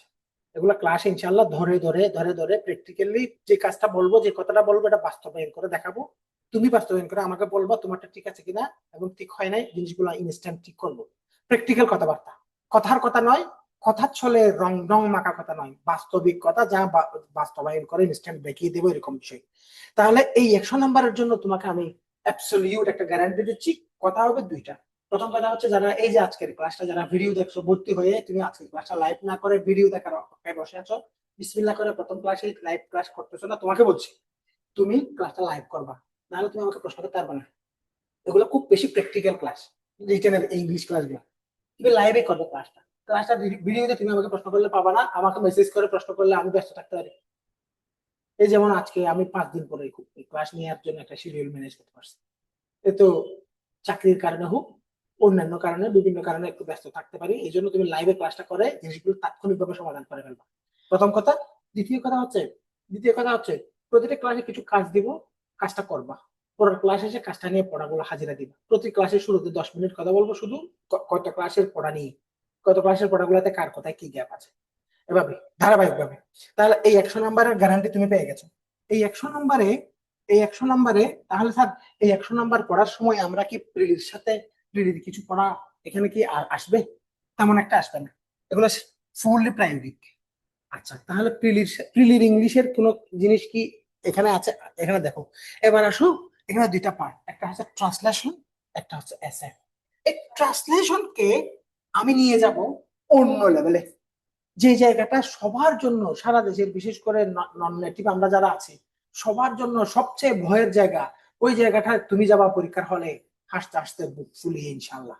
এবং ট্রান্সলেশনের উপরে আমি ক্লাস নেওয়ার একটা প্ল্যান আছে। আমি আগে ক্লাস নিতাম 11 থেকে 12টা। তাই স্ক্রিপ্ট এই বইটা করার পরে, তাই স্ক্রিপ্ট বইটা নিয়ে আমি এটা এটা একটা আমার রিসার্চের কাজ, গবেষণা। এই 2-3 দিন পরে হাতে পাবা। দেখার পরে কিচ্ছু করার দরকার নাই, হাত তুলে একটা দোয়া করে দিবা, তোমার জন্য এই পরিশ্রমটা কেমনে করলাম। এই ট্রান্সলেশনে এখন তোমাদের এখানে ক্লাস হবে 15 থেকে 20টা ট্রান্সলেশনের উপর। কেন? কারণ হচ্ছে আমি টোটাল প্রিলির গ্রামারের বেসিকটা ট্রান্সলেশন পড়ানোর সময় পড়াবো। বুঝলে কি ধরনের আপনি ট্রান্সলেশন অনেক কঠিন করে ফেলবেন মনে হচ্ছে না। ওই যে কথা বলছিলাম, যা বলবো প্র্যাকটিক্যালি বাস্তবায়ন করে দেখাবো। এখন তোমার কাছে গ্রামারটা হয়ে যাবে আসলে ব্যবহার করার উপযোগী একটা হাতিয়ার। গ্রামারটা আর থাকবে না এমসিকিউ মুখস্থ করা, শব্দ মুখস্থ করা, subject third person singular number হলে বারবার সাথে এস হয়, এরকম করে মনোটোনাস, বিরক্তির কারণ, পড়তে বিরক্ত লাগে, দেখলে দেখলে কেমন যেন গিন গিন লাগে, ওই টাইপের জায়গায় আর থাকবে না। গ্রামারটা হবে সবচেয়ে মজার জায়গা। থ্রু ট্রান্সলেশন ফুল গ্রামারটাকে নিজের মধ্যে নিয়ে আসবো আমরা ইনশাল্লাহ। এবং প্রতিটা আইটেম কেমন ভাবে ব্যাখ্যা করব, যে ধরো জিরান, তুমি জিরান নিয়ে আইএনজি হলে জিরান হবে, আইএনজি হলে পার্টিসিপল হবে, আইএনজি অক্সিলারি থাকলে ভার্ব হবে, এরকম কাঠকুট্টা মার্কা, রসহীন, বুধহীন, ছন্দহীন, এরকম জিনিসগুলো আর কত মুখস্থ করবা? আর কোনো মুখস্থ নেই। এমন ভাবে কাজ করব ট্রান্সলেশন, গ্রামার কখনো আর ভুল হবে না। তুমি লেখার সময়, তুমি অনুবাদ করার সময় তোমার কাছে মনে হবে এটা যাচ্ছে না। এই যাচ্ছে না ব্যাপারটা সিদ্ধান্তে আসার জন্য তোমার মধ্যে যে বিষয় যে বেসিক ফান্ডামেন্টাল কনসেপ্টটা তোমার মাথায় থাকা দরকার, ওইটা ঢুকিয়ে দেওয়ার কাজটা আমি ইনশাল্লাহ করবো, কথা দিলাম। ক্লিয়ার হয়ে যাবে। তাহলে ট্রান্সলেশন অনেক ক্লাস হবে, এবং আসলে আমরা আসল খেলাটা খেলবো ট্রান্সলেশনের এই জায়গাটাতে। এই জায়গাটাতে এখানে ক্লাস বেশি লাগবে না, এখানে জিনিসগুলো যত ডিফিকাল্ট মনে হয়, এখানে তোমার কাজ বেশি আমার কাজ কম। কিন্তু এখানে আমার অনেক ক্লাস লাগবে, এখানে আমার কাজ বেশি তোমার কাজ কম এই জায়গায়। তাহলে এটা এমন ভাবে কাজ করব যেন এখানে এসে হাসতে হাসতে হাসতে হাসতে জিনিসগুলো আমরা ডিজাইন করতে পারি। এসে এসে নিয়েও ক্লাস আছে, আমি এখানে আর কথা বলছি না। তাহলে আমরা ইংলিশকে, ইংলিশের জন্য তুমি যদি এখানে এই যে আমাদের কোর্সে জয়েন করছো, তোমাকে প্রথমেই কৃতজ্ঞতা জানাচ্ছি, তোমাকে ধন্যবাদ জানাচ্ছি। এবং তুমি কিছু যদি আমার সবগুলা ক্লাস লাইভ করো, তোমার যে কোর্স ফি দিয়েছো, শুধু ইংলিশের জন্য এই কোর্স ফি যথেষ্ট হবে না। আজকের ক্লাসটা রেকর্ড থাকবে, শেষ পর্যন্ত আমার এই কথাটাও থেকে যাবে। তুমি যদি আমার সবগুলা ক্লাস লাইভ করে শেষ করতে পারো, তুমি নিশ্চিতভাবে, তুমি জীবনে কোথায় যাও জানি না, তুমি নিশ্চিতভাবে একটি কথা বলতে বাধ্য হবা। আমাকে বলো না বলো, অন্যকে বলো বলো না বলো, তোমার মনে মনে এই কথাটা চিৎকার দিয়ে আসবে, আমার ইংলিশের আমার টাকাটা উসুল হয়েছে, যদি তুমি লাইভ করো। কথা কথা শেষ। তাহলে ইংলিশটাকে আমরা প্রিলি প্লাস রিটেন আলাদা আলাদা, এখানে অনেক প্ল্যান আছে, প্রাতিষ্ঠানিক ভাবে অনেক ইয়ে আছে, কিন্তু ইংলিশটা হবে অন্যভাবে, অন্যভাবে, অন্য জায়গায়, হাতিয়ার। যেখানে সবাই ফিল করে ওটাই হবে আমাদের হাতিয়ার, এখানেই হবে চেঞ্জটা ইনশাল্লাহ। তাহলে এরপরে তোমাদের ম্যাথ, ম্যাথ নিয়ে ভোগান্তির যে কারণ নাই এটা আমি বলবো না। সায়েন্সের যারা আছে তাদেরও ম্যাথ নিয়ে ভোগান্তির শিকার হতে হয়, ব্যাপারটা সত্য। আমরা ম্যাথের জন্য যেটা করব এটা হচ্ছে দুই দুই ক্যাটাগরি করে শুরু থেকে কাজ করাবো। কিভাবে? এই ম্যাথ একমাত্র সাবজেক্ট যেখানে আমরা শুরু থেকে দুই টাইপের ক্লাস দিব। প্রথম টাইপ হচ্ছে তোমার নবম দশম শ্রেণীর, নবম দশম শ্রেণীর তোমার যে হায়ার ম্যাথ আছে, হায়ার ম্যাথ এই বই ধরে করাবো, focusing focusing written question pattern. এটা এক ধাপে একজন টিচার ধাপে ধাপে ধাপে এই অধ্যায় ভিত্তিক ধরে ধরে আগাই যাবে। তাহলে তাহলে আরেক ধাপ কি? আরেকটা হচ্ছে শিট, শিট শিট বেসড। যেমন এই যে এবারে এই সরল রেখার একটা প্রশ্ন আসছে ইন্টারের প্রিলিতে। তারপরে হচ্ছে আমাকে সে দেখাচ্ছে আমাদের অফিসে, আমি একটু কয়েকদিন অফিসেই ছিলাম না, অফিসে সে দেখাচ্ছিল যে দেখেন মডেল টেস্টে এই প্রশ্নগুলো দিয়েছিলাম, ওগুলো হুবহু ডাইরেক্ট কোনো সংখ্যা সহ পরিবর্তন না হয়ে আসছে এখানে লেখা শিট গুলো। আর আমাদের যে শিট গুলো দিব এগুলো খুব কোয়ালিটি শিট। কেউ যদি এই লেখা শিট গুলো খুব মনোযোগ দিয়ে পড়ো, তোমার বেসিক কাঠামোটা মজবুত হওয়ার ক্ষেত্রে কোনো ধরনের গাফলতি নেই, অহেতুক বিবরণ নাই, আননেসেসারি ডিটেলস নাই, যতটুকু দরকার ততটুকুই খুব গুছানো ভাবে দেওয়া আছে। এবং এগুলা জাস্ট কিছু জিনিস দেওয়া আছে এলোমেলো বা ওরকম না। যেমন ম্যাথ ধরো শতকরা, শতকরা থেকে বিসিএস এই পর্যন্ত যত প্রশ্ন আসছে সবগুলো প্রশ্ন কিন্তু শুরুতেই দেওয়া আছে এবং ক্যাটাগরি করে। তার মানে এখানে প্রিভিয়াস কোশ্চেন গুলো সহ দেওয়া, ক্যাটাগরি করে দেওয়া জিনিসগুলো নিয়ে অনেক কাজ করা হয়েছে। খুব কোয়ালিটি শিট, লেখা শিটের উপর গুরুত্ব রাখবা। এই জন্য ম্যাথমেটিক্সে এখানে শিট ভিত্তিক প্রিলি সিলেবাস পড়ানো হবে। তাহলে ম্যাথের হিসাবটা সম্পূর্ণ আলাদা, ইংলিশের হিসাব সম্পূর্ণ আলাদা। তুমি গতানুগতিক অনলাইনে অনেক জায়গায় অফলাইনে বিভিন্ন কোচিং এর যে পরিকল্পনা, এই পরিকল্পনা বা গতানুগতিক তোমার যে চিন্তার মধ্যে আমার কথাগুলো শুনবার পর অবশ্যই চেঞ্জ আসবে, কারণ আমরা সবাই যেভাবে চলবে ওভাবে চলছি না। এই যে মনে করো এখন অনলাইনে বিভিন্ন জায়গায় তোমরা দেখছো ফাউন্ডেশন কোর্স 19 সালে চালু করছিলাম, আমি এক একটা জিনিস এরকম ইনোভেট করি, সাথে সাথে না নেই 1 বছর 2 বছর পরে হলেও অন্যরা সেটা ধরে। আমি এখন যে প্যাটার্ন গুলো এখন দিচ্ছি, কিছুদিন পরে যেমন আমাদের ফাউন্ডেশন কোর্সের প্ল্যানটা হুবহু কপি করে অনেকে কোর্স চালাচ্ছে এরকম আছে। কিন্তু আমি নিজে একজন ক্যাডার কর্মকর্তা, আমার নিজের জব এবং লেখালেখি ও বিভিন্ন কাজে আমি ব্যস্ত থাকার কারণে আমি অত কমার্শিয়ালি প্রতিষ্ঠান বা কোর্স এগুলো নিয়ে অত কমার্শিয়ালি করি না, ধরতে পারে এটা শখের বসে করি। আমার যখন সময় থাকে আমি এটা নিয়ে খুব সিরিয়াসলি ইয়া করি। তবু আমাদের আল্লাহর রহমতে এখন অনেকগুলো শাখা, এবং এই যে যেখান থেকে এখন পড়াচ্ছি এখান থেকে প্রতি বছর সর্বোচ্চ ক্যাডারগুলো হচ্ছে। কারণ হচ্ছে আমাদের রিটেন এবং ভাইভাতে আমাদের কোনো তুলনা নেই, একেবারে সেরা ভাবে আমাদের সার্ভিস গুলো আছে। এই জন্য আমাদের স্টুডেন্টের সংখ্যা দেখলে তুমি বুঝবা কেন আমাদের রিটেন এবং ভাইভার স্টুডেন্ট বেশি। তো এই জন্য কিছু ইউনিকনেস আছে। তো এই যে স্টাইলটা ম্যাথমেটিক্স চলবে এভাবে, শুরু থেকে রিটেনের জন্য বই ধরে, শিট ধরে প্রিলির জন্য পড়া, এভাবে ম্যাথমেটিক্সটা আগাবে। তারপরে আসো সায়েন্স। সায়েন্স সায়েন্সের প্রিপারেশনটা যারা নন সায়েন্সের আছো তাদের জন্য কঠিন, যারা সায়েন্সের আছে সায়েন্সের ওদের জন্য আসলে সায়েন্সটা সহজ। এখানে যতই প্রায়োগিক আসুক, তার ওই যে বেসিকটা আছে, বেসিকটা থেকে সে অনুমান করে, কারণ সায়েন্সের প্রায়োগিক বিষয়গুলো সাধারণ জ্ঞানের প্রায়োগিক বিষয়ের মতো অত জটিল না। এটা জাস্ট যা হবে হবে, যা হবে না হবে না, এরকম। এখানে সায়েন্সে আমরা যেটা করবো এটা হচ্ছে আমাদের রেগুলার যে সায়েন্সের শিক্ষকগুলো, ডাক্তার আর একই স্যার ক্লাস নেন। উনি হচ্ছেন এই চিরং মেডিকেলে, এখন ঢাকায় পোস্টিং, তার এমডি করছেন, 39 বিসিএস এর ক্যাডার, হেলথ ক্যাডার ডাক্তার, পড়াশোনা চিরং মেডিকেল থেকে। উনি পড়ান আদনান ইউসুফ, উনি হচ্ছে অ্যাপ্লাইড ফিজিক্স, অ্যাপ্লাইড কেমিস্ট্রি, না অ্যাপ্লাইড কেমিস্ট্রি বোধহয়, অ্যাপ্লাইড কেমিস্ট্রি নিয়ে এডুকেশন ক্যাডারের, এই নিয়ে ক্লাস নেন। আর একজন ক্লাস নেন, উনি মাঝে মধ্যে দুইটা টপিকের উপর ক্লাস নেন, জাস্ট স্পেশাল, উনি টেক্সট ক্যাডারের মানুষ। এরা বিজ্ঞানটা পড়াবে। কিন্তু এখানে আরেকজন আছে পায়েল, তোমাদের এখানে কোর্সের যে মডারেটর, ইনি হচ্ছে মেরিন সায়েন্সের স্টুডেন্ট। এই মেরিন সায়েন্সের পায়েল স্যার, ইনি মূলত সবচেয়ে বেশি পুরা কোর্সটা কিভাবে শেষ হচ্ছে, স্টুডেন্টরা বিশেষ করে নন সায়েন্সের যারা আছে তাদের কাছে সায়েন্স অনেক কঠিন লাগে, অনেক সহজে জিনিসগুলো শেষ করা যায়, অথচ অনেক আননেসেসারি টাইম ওয়েস্ট করে স্টুডেন্টরা। শুরুতেই তোমাদেরকে একেবারে এই যে এই সপ্তাহে বা নেক্সট উইকে যখনই বিজ্ঞানের ক্লাস থাকবে, উনি পায়েল স্যার আসবেন, যিনি একেবারে কোর্সের মেইন কোর্স কোঅর্ডিনেটর।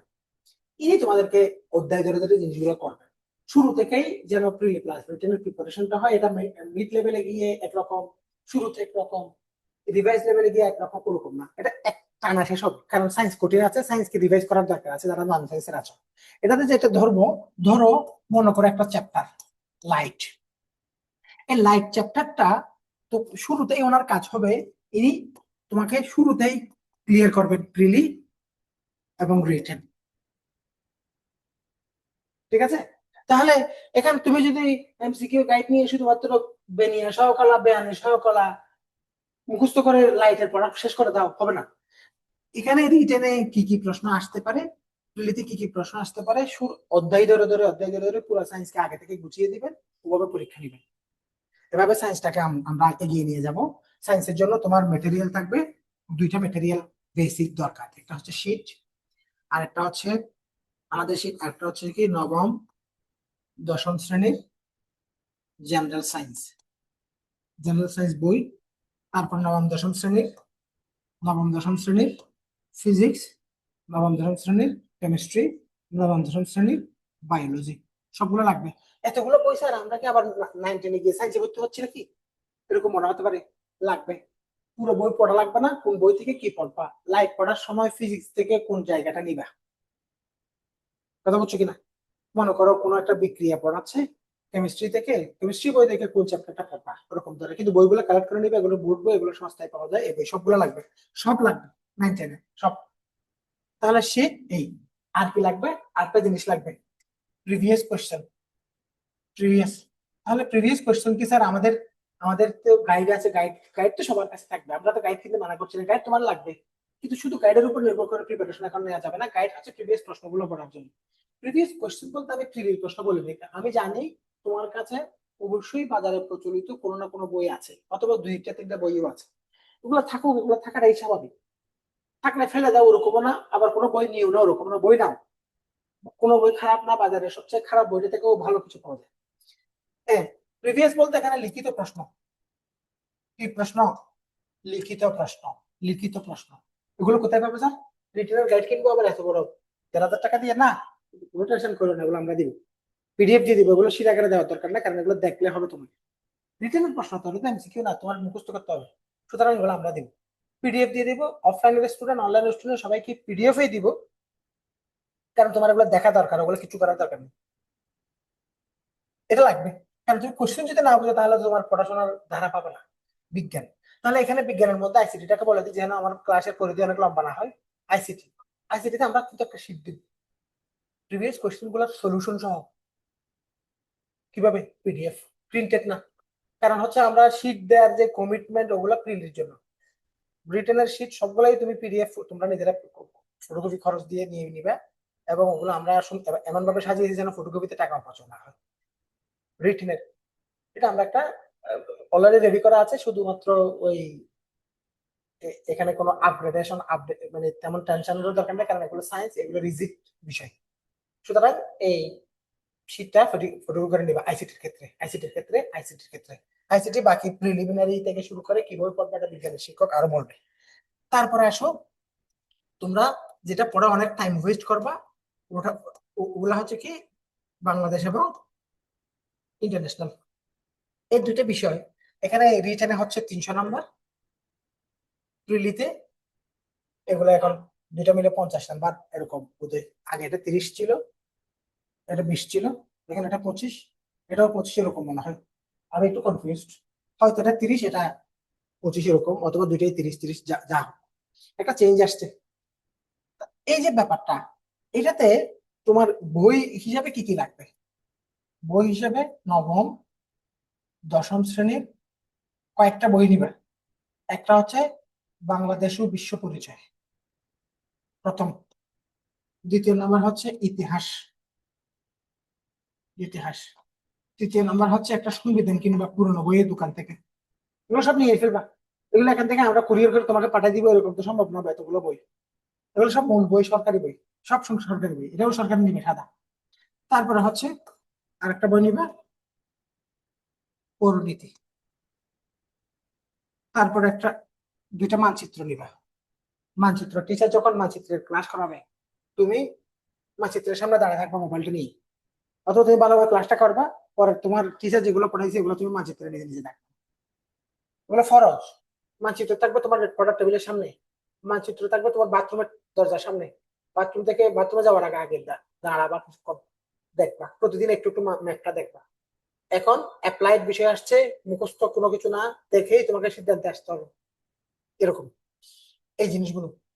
তাহলে এর বাইরে কি আর কোনো বই পুস্তকের দরকার আছে? এর বাইরে যেগুলো দরকার হবে, এর বাইরে কিছু জিনিসের দরকার আছে, যেমন আন্তর্জাতিক বিষয়াবলিতে এখানে এই তোমাদের 9-10 একটা ভূগোল বই আছে, ভূগোল বই।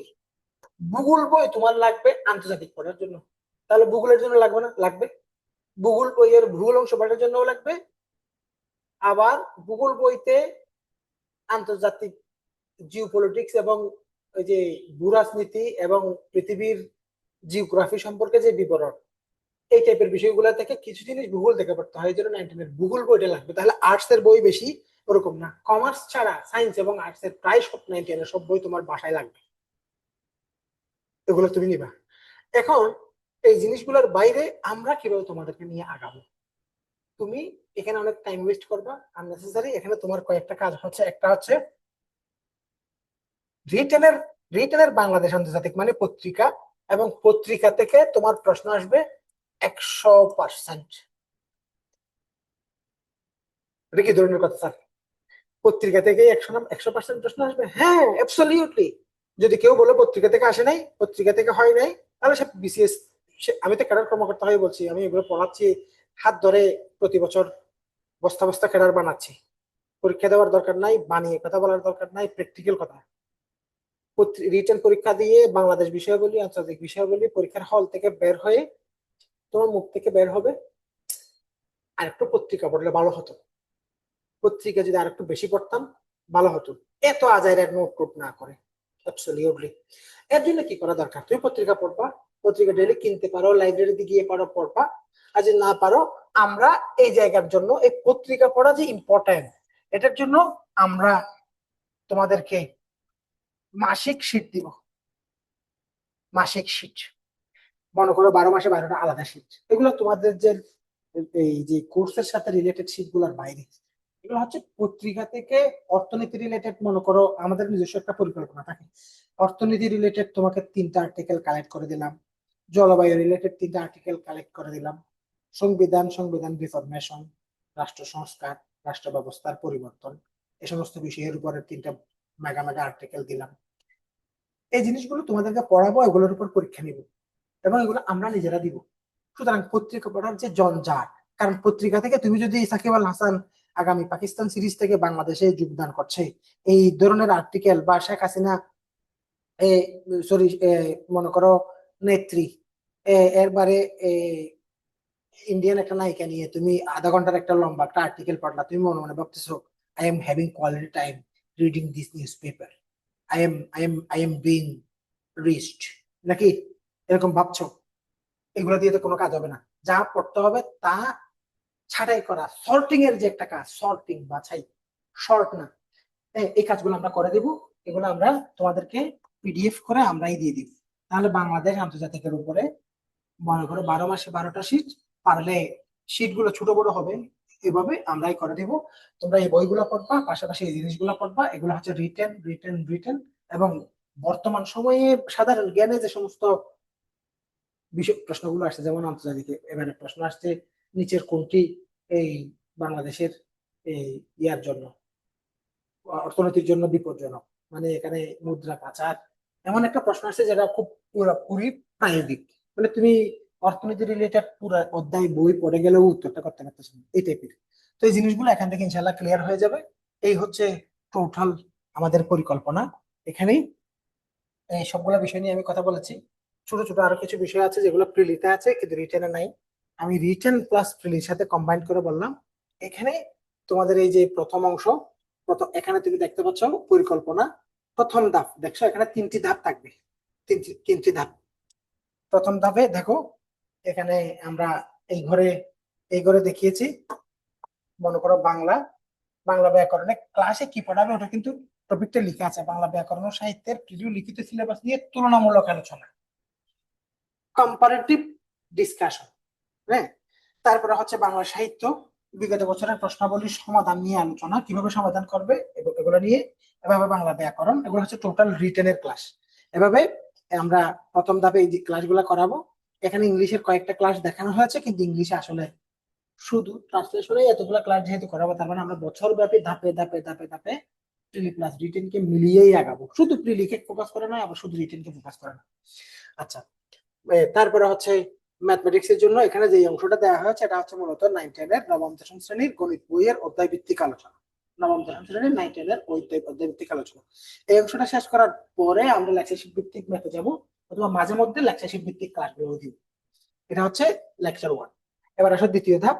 দ্বিতীয় ধাপের অ্যাসাইনমেন্ট করানো হবে নবম দশম শ্রেণীর এই যে বইগুলো লিখে দিছি, তখন বিজ্ঞানে কি পড়বা, বাংলায় কি পড়বা, বাংলাদেশ আন্তর্জাতিক কোনটা কোনটা বোর্ড বই লাগবে, এই বোর্ড বইগুলো লাগবে, কারণ এগুলোর উপর তোমাকে হোমওয়ার্ক দিব। বলবো এই সপ্তাহে নবম দশম শ্রেণীর সাধারণ বিজ্ঞান বইটা এই 4টা চ্যাপ্টার পড়ে আসো, আগামী বৃহস্পতিবারে এই 4টা চ্যাপ্টারের উপরে তোমার পরীক্ষা। এগুলো তুমি রিডিং পড়বো ওটার উপর, তাহলে এগুলোর উপর কি কোনো ক্লাস করানো হবে না?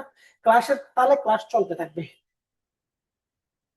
আর ওই পরীক্ষাগুলো অ্যাসাইনমেন্ট টেস্ট গুলো একটু ভিন্ন, অ্যাসাইনমেন্ট টেস্টের একসাথে দুইটা কাজ করা হয়, প্রিলিভ কনসেপ্ট ক্লিয়ার, ডিটেলের কনসেপ্ট ক্লিয়ার। যারা অ্যাসাইনমেন্ট গুলো ভালো করে করে তারা কখনো প্রিলি ফিল করে না।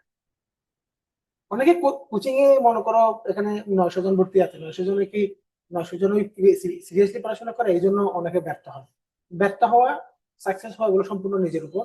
কোনো কোচিং তোমাকে চাকরিও দিতে পারবে না, কোচিং তোমাকে চাকরির গ্যারান্টিও দেয় না, কোচিং এর কাজ চাকরি দেওয়াও নয়।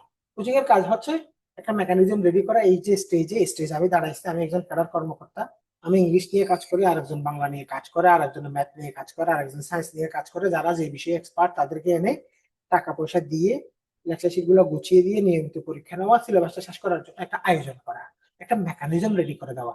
এর বাইরে কোচিং এর আর কি কাজ? কোচিং তোমাকে পেন ড্রাইভ দিয়ে মাথায় পানি তথ্য ঢুকিয়ে দিয়ে কাটার বানাইতে পারবে না। সুতরাং এই কাজগুলো গুরুত্ব দিয়ে করতে হবে। তুমি যেখানে থাকো, দেশের যে প্রান্তে, অনলাইনে কোচিং যেমন কত আছে, যে পোস্টাল ক্যাডার, ওর নাম হচ্ছে নূর নবী, পোস্টাল ক্যাডারে যে ফার্স্ট হয়েছে সে কিন্তু আমাদের অনলাইনের স্টুডেন্ট। সে এখন একটা জব করে সচিবালয়ে। তো সে অনলাইনে কোচিং করে কি ক্যাডার পায় নাই? তারপরে হচ্ছে আমার এর আগের ব্যাচে অনেক স্টুডেন্ট আছে যারা অনলাইনে এরকম ক্লাস করে, অনলাইনে ভাইভাতে সে এখানে পুরো ঢাকা থেকে চিটাগং এসে সে ভাইভা দিছে, মানে মক ভাইভা অ্যাটেন্ড করছে, ক্যাডারও হয়েছে, পুরো কোর্সটা করছে সে অনলাইনে। এই জন্য অনলাইনে করলে যে তোমার হবে না ওরকম না, এটা নিজের সাথে নিজের প্রতি তুমি কতটুকু যত্নশীল এটার উপর নির্ভর করবে তোমার ফিউচারটা কিরকম। 30 বছর ভালো গাড়িতে চলার জন্য, ভালো পরিচয়ের জন্য, টাকা পয়সার জন্য না। টাকা তুমি যে কোনো কিছু করলে পাবা। আজকে যদি তুমি পানের একটা বড় টিম নিয়ে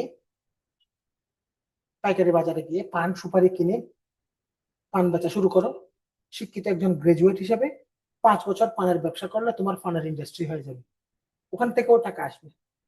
টাকা আসার জন্য কিচ্ছু লাগে না, টাকার জন্য না, আত্মপরিচয়ের জন্য, সম্মানের জন্য, সম্মানের জন্য, তোমার ফিউচার পরবর্তী প্রজন্মের জন্য।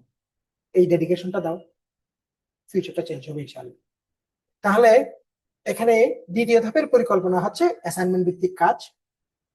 এরপরে তৃতীয় ধাপ ওই যে লেকচার শিট ভিত্তিক, এখানে এই একেবারে সুস্পষ্ট পরিকল্পনা আছে। যারা তোমরা এডমিশন নিয়েছো তোমাদেরকে হয়তো কোর্স প্ল্যানটা দিয়েছে, না দিলেও আজকে দিয়ে দিতে বলবো। এই যে তোমার মনে করো প্রথম ক্লাসে ডক্টর নিয়ামতুল্লাহ শিপন স্যার পড়াবেন এবং এই শিক্ষক সহ অ্যাসাইন করা আছে। মনে করো এখানে এসে কোন স্যার পড়াবেন, মনে করো এখানে এসে কোন স্যার পড়াবেন, এভাবে সুন্দর একটা পরিকল্পনা আছে। এগুলা একটা দেখিয়ে দেওয়ার মতো কিছু নাই, এখানে টোটাল ক্লাসের সংখ্যাগুলো দেখানো হয়েছে। কিন্তু এখানে তোমাকে এর পরের ধাপে আমি কিছু জিনিস দেখাবো, এটার জন্যই এটা খুলছি। এই সবগুলা ক্লাস কোন ক্লাসে কি পড়ানো হবে, কত নম্বর লেকচারে কোন চ্যাপ্টার পড়ানো হবে, কি টপিক, এগুলা ক্লিয়ার করে পরিকল্পনার মধ্যে অন্তর্ভুক্ত আছে। এবার আসো, তোমার এই যে টোটাল 1 বছর ধরে আমরা পড়বো, এই 1 বছরে তোমার এখানে যেগুলো লেখা আছে এর বাইরে তোমার কতগুলো রিটেন পরীক্ষা হবে শুরু থেকেই, টিচার যা পড়াবে তার উপর। তোমাকে যদি আমি বলি বাংলাদেশের জলবায়ু সমস্যা এবং বিশ্ব জলবায়ু সমস্যা নিয়ে আগামী সপ্তাহে পরীক্ষা, তুমি কি পড়বা, কি ধরনের প্রশ্ন পরীক্ষা আসতে পারে, উত্তর পরীক্ষার প্রশ্ন উত্তরে তুমি কি কি লেখা উচিত, কোন ধরনের প্রশ্নের মধ্যে নতুনত্ব আসছে, কোন ধরনের তথ্যগুলো দেওয়া উচিত, এটা তুমি জানবা না। তুমি একটা গাইড থেকে পড়লেও গাইডের উত্তর কি বইতে লিখলে হবে? তোমাকে কে বলছে গাইডে যেটা লেখা আছে সেটা শুদ্ধ? তোমাকে কোন ফৈন্ডি বলছে গাইডে যেটা লেখা আছে, গাইডের বইয়ের এই যে একটা স্যাম্পল বা নমুনা উত্তর হিসেবে ওখানে তো লিখাই একটা নমুনা উত্তর, ওখানে তো লেখা নাই উত্তর। উত্তর বলে না, ওখানে বলছে নমুনা, মানে এরকম এই টাইপের করে। ওটাই উত্তর, এরকম তো কোনো গাইডে লেখা থাকে না। তুমি তো জীবনে ওটাই খেয়াল করো না যে এটা এটা উত্তর নয়, এটা নমুনা উত্তর। অঙ্কের মধ্যে লেখা থাকে উত্তর, মানে এটাই উত্তর। এখানে 16ই, এখানে 17 হলে হবে না, এই জন্য ওটা উত্তর। কিন্তু সাধারণ জ্ঞান বাংলা মানে এই যে এরকম বিষয়গুলোর ক্ষেত্রে লেখা থাকে নমুনা অ্যান্সার, স্যাম্পল অ্যান্সার, মানে এটা নমুনা, এটা উত্তর না। ঠিক, অথচ তুমি এটাকে উত্তর মনে করে বসে আছো। এ ধরনের সমস্যাগুলো হবে। এই জন্য টিচার যা পড়াবে তার উপর মাসিক 2টা পরীক্ষা হবে রিটেন, বড় প্রশ্ন ছোট প্রশ্ন এগুলো লেখা, এগুলা আলাদা করে দেওয়া হবে। কিন্তু এর বাইরে এখন থেকে প্রথম সপ্তাহ থেকে তোমাদের পরীক্ষাগুলো স্টার্ট হবে। এই পরীক্ষাগুলোর জন্য কতগুলো অ্যাসাইনমেন্ট দেওয়া হবে। অ্যাসাইনমেন্ট তাহলে স্যার এত শুরুতেই অ্যাসাইনমেন্ট কেন শুরু করে দিচ্ছেন? এগুলো হচ্ছে প্রিলির অ্যাসাইনমেন্ট, যেগুলো রিটেনের বেসিক, আবার প্রিলিরও ফাউন্ডেশন। হ্যাঁ, এই মূল বোর্ডের বইগুলো পড়ে ফেলতে হবে এবং ওগুলোর উপর পরীক্ষা দিতে হবে সপ্তাহে। এই দেখো, নবম দশম শ্রেণীর বাংলা ব্যাকরণ বইটা তোমাদের প্রথম পরীক্ষা। এখানে এই 3টে চ্যাপ্টার পড়বা, শুধুমাত্র 3টে অধ্যায়। এই শুধুমাত্র 3টে অধ্যায় পড়ে 50 নম্বরের একটা পরীক্ষা দিবা, এক বাক্য উত্তর লেখা। হ্যাঁ, এভাবে এভাবে তোমার প্রথম ধাপে বোর্ডের সবগুলো বই শেষ করানো হবে।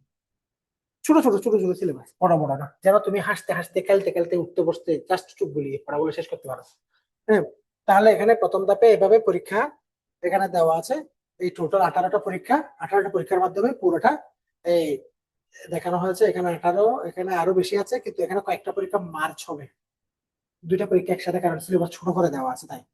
তারপরে যেমন এখানে 2টা চ্যাপ্টার আছে, এখানে হয়তো 3টা চ্যাপ্টার মিলে এক জায়গায়, এই জন্য পরীক্ষার সংখ্যা কমতে পারে, কারণ পরে এখানে রিটেনের কিছু পরীক্ষা ঢুকবে। ওই যে রিটেনের বড় প্রশ্ন ছোট প্রশ্ন লেখার কিছু পরীক্ষা ঢুকবে, এই জন্য এখান থেকে কিছু পরীক্ষা কমিয়ে, কারণ এগুলোও তো রিটেন, এগুলো তো এক বাক্য উত্তর, ওগুলো লম্বা করে 1 পৃষ্ঠা 2 পৃষ্ঠা 3 পৃষ্ঠা লিখতে হবে। ওগুলো লিখে লিখে তার ছবি তুলে দিবা। এখানে মডারেটর আছে, কোঅর্ডিনেটর আছে, ওরা মূল্যায়ন করে তোমাকে দিবে কোন জায়গায় কি কি সমস্যা, কি কি আপগ্রেড করতে হবে, তাৎক্ষণিকভাবে পেয়ে যাবা। হয়তো 1 দিন অথবা 2 দিন পরে তুমি তাৎক্ষণিকভাবে ছবি তুলে দিলে অথবা পিডিএফ করে দিলে, ওখানে তোমাকে মূল্যায়ন করে জিনিসগুলো ইনস্ট্যান্ট দিয়ে দেবে। আলাদা করে মানুষ রেডি করা আছে, টিচার রেডি করা আছে। তারপরে আসো, এরপরে অ্যাসাইনমেন্ট, এরপরে আমাদের মূল পরীক্ষাগুলো শুরু হয়ে যাবে। এগুলো এমসিকিউতে ছোট ছোট ভাগে একবার তোমার এখানে প্রিলির পুরো সিলেবাসটা একবার শেষ করানো হয়েছে অ্যাসাইনমেন্ট টেস্টে। দ্বিতীয় ধাপে এসে সিলেবাসটাকে আরেকবার শেষ করানো হবে। এখানে এসে এই যে মনে করো এক্সাম 1, এগুলা কিন্তু বিষয় বিষয় ধরে ধরে কাজটা করা হয়েছে। মিক্স করলে স্টুডেন্টরা বুঝতে পারে না কি পড়া, কতটুকু গোছালো ধরতে পারে না। মনে করো বাংলা 1 এর মধ্যে ব্যাকরণের মধ্যে এখানে এই চ্যাপ্টার গুলোর উপরে থাকবে, এবং সাহিত্যের এই টপিক গুলা থাকবে, এবং এগুলোর উপরে তোমার 100 নম্বরের এমসিকিউ পরীক্ষা। এই একটা পরীক্ষা। মনে করো ইংলিশ ওয়ানে গ্রামারের মধ্যে এই চ্যাপ্টার লিটারেচারের মধ্যে এই চ্যাপ্টার, এটার উপরে তোমার 100 নম্বরের পরীক্ষা। এভাবে সিলেবাসকে দ্বিতীয় ধাপে একবার শেষ করানো হবে। প্রথম ধাপে অ্যাসাইনমেন্ট টেস্ট, দ্বিতীয় ধাপে সাবজেক্টিভ টেস্ট। তাহলে এভাবে এই পুরো সিলেবাসটাকে শেষ করার পরে এই ধাপে এবার আসবে রিভিউ টেস্ট। মনে করো শুধু বাংলার উপর 100 নম্বরের পরীক্ষা, শুধু ইংলিশের উপর 100 নম্বরের পরীক্ষা, রিভিউ টেস্ট, এগুলো কিন্তু সপ্তাহে একটা একটা, মানে পুরো সপ্তাহ ধরে পুরো সাবজেক্টটা এর মধ্যে লেকচার শিট দেওয়া হয়েছে, অ্যাসাইনমেন্ট করানো হয়েছে, ছোট ছোট ভাগ করে পরীক্ষা নেওয়া হয়েছে, 3 বার পুরো জিনিসটা শেষ করানো হয়েছে। চতুর্থবারে এসে তুমি যেন পুরো একটা সাবজেক্ট এক সপ্তাহ ধরে পুরোটা রিভাইজ করার পর 100 নম্বরের একটা রিভিউ টেস্ট দিতে পারো এভাবে। এটা হচ্ছে স্টেপ 3। এরপরে আসে স্টেপ 4। স্টেপ 4 এর মধ্যে এখানে আমাদের এখানে মডেল টেস্ট কিন্তু 2 ধরনের, এটা অন্য কোথাও হয় না। মডেল টেস্ট 2 ধরনের, এগুলো হচ্ছে এরপরে এই ধাপে এসে আবার 200 নম্বরের পরীক্ষা হবে। এই 200 নম্বরের পরীক্ষার মধ্যে টোটাল সিলেবাসটাকে একবার শেষ করা হবে, একবার। তাহলে একবার, তাহলে এখানে ভিন্ন রকম কি হলো না, প্রথমে টোটাল প্রিলি সিলেবাসটাকে 6 ভাগে ভাগ করা হবে। ব্যাপারটা এরকম, ব্যাপারটা হচ্ছে ধরো তোমার এই পরীক্ষা 1, এক্সাম 1, এক্সাম, এই যে এক্সাম 1, টেস্ট 1, এই 1 এর টোটাল মার্কস হবে কত? 200। এই 200 নম্বরের জন্য বাংলায় বিশেষ পরীক্ষায় বাংলায় পূর্ণ নাম্বার কত? 30। এই 30 মার্কসের জন্য তুমি শুধু এই অধ্যায়গুলো পড়বা, এই অধ্যায়গুলো থেকেই 30 নাম্বার আসবে। ইংরেজি 30 নাম্বার এখান থেকেই আসবে, শুধু এই অধ্যায়গুলো থেকে। গণিত 20 নাম্বার, শুধু এই অধ্যায়গুলো। এভাবে মানসিক দক্ষতা 15, বাংলাদেশ বিষয় হলে 25, আন্তর্জাতিক বিষয় হলে 25, ওই যে 25 এখানে এখানে শুধু এই এই চ্যাপ্টার গুলো। তাহলে এক্সাম 1টা হবে 200 নম্বরের, কিন্তু 200 নম্বরের জন্য নির্দিষ্ট কিছু চ্যাপ্টার ধরা আছে, ওগুলো থেকেই প্রশ্ন হবে। এভাবে 6টি পরীক্ষার মাধ্যমে পুরো সিলেবাসটাকে এখানে আরো একবার রিভিউ করা হবে। এই দেখো, এক্সাম 2 এর জন্য সিলেবাস এগুলো এখন থেকে দেওয়া আছে, এক্সাম 3 এর জন্য সিলেবাস। এভাবে এক্সাম 6 পর্যন্ত তুমি দেখবা। 6, এই আমাদের এখন এই 6 পর্যন্ত আসছে আমাদের ফুল সিলেবাসের উপর আরো একবার রিভিউ। তাহলে আমরা কয়বার রিভিউ করলাম পুরো সিলেবাসটা? 5 বার এর মধ্যে। এরপরে এসে চূড়ান্ত মডেল টেস্ট, এখানে কোনো সিলেবাস থাকবে না, এগুলা পরীক্ষাগুলো হবে, এগুলাতে 200 নম্বরের, এখানে কোনো ফাইনাল পরীক্ষা যেভাবে হয় এভাবেই হবে। এই হচ্ছে তোমাদের টোটাল আমাদের 1 বছরের পরিকল্পনা, এবং বাংলা, ইংরেজি, সাধারণ জ্ঞান, বিজ্ঞান এবং অঙ্ক, কোন সাবজেক্টে তোমার প্রস্তুতিটা এখন থেকে কিভাবে আগাতে হবে তা নিয়ে যে কথাগুলো বলছি, বাজারি কথা নয়, বাস্তবিক কথা কাজে লাগাবা এবং আমাদের সাথে থাকবা। ইনশাল্লাহ ভালো কিছু হতে যাচ্ছে। ধারাবাহিকভাবে ক্লাস করবা, এবং ক্লাসের সবচেয়ে বড় কথা হচ্ছে কথা বলবা। যদি আমার সাথে তুমি প্রশ্ন না করো আমি কি কথা বলছি, কথার সাথে তোমার কোন জায়গায় কোনো গ্যাপ থাকলে, কোনো অসঙ্গতি মনে হলে, তাৎক্ষণিক প্রশ্ন করে যদি জিনিসটা ইনস্ট্যান্ট সলিউশন না নাও, তাহলে তুমি ইফেক্টিভলি প্রিপারেশনটা আগাবা কিভাবে। এই জন্য আমাকে সরাসরি প্রশ্ন করবা। তো আজকের এখান থেকে আমি আর সামনে আগাচ্ছি না, পরের ক্লাসে কথা হবে ইংলিশ ক্লাস নিয়ে। এবং আজকে যদি কোনো প্রশ্ন থাকে করতে পারো, না থাকলে আমি এখানে শেষ করে দিচ্ছি। কারো কোনো প্রশ্ন আছে? অনেকেই নতুন, আবার অনেকেই যারা এই পরের ক্লাসে, আমি হোমওয়ার্ক দিচ্ছি না, যেহেতু আজকে প্রথম ইন্ট্রোডাক্টরি ক্লাস ছিল, ওভারঅল কথাবার্তা বলছি। কোর্সটা কিভাবে চলবে, কোর্সটাকে তুমি কোর্সের সবচেয়ে ভালো আউটপুটটা তুমি কিভাবে নিবা, কোর্স প্ল্যানটা বোঝাটাও একটা ইম্পর্টেন্ট। কিন্তু কোর্স প্ল্যান বোঝানোর পাশাপাশি আমি যে প্রস্তুতির জন্য যে সমস্ত কথা বলছি, কথাগুলো আশা করি তুমি অক্ষরে অক্ষরে কাজে লাগাবা। ভালো কিছু হতে যাচ্ছে। এই বছরটা হোক তোমার ভাগ্য বদলের বছর। আগামী বছর যেন তুমি একজন কর্মকর্তা হিসাবে নিজের পরিচয়টা দাঁড় করাতে পারো। সাথে আছি, সঙ্গে আছি, কোয়ালিটি নিয়ে আছি। সবাই ভালো থাকবা। আসসালামু আলাইকুম। আসসালামু আলাইকুম। আসসালামু আলাইকুম।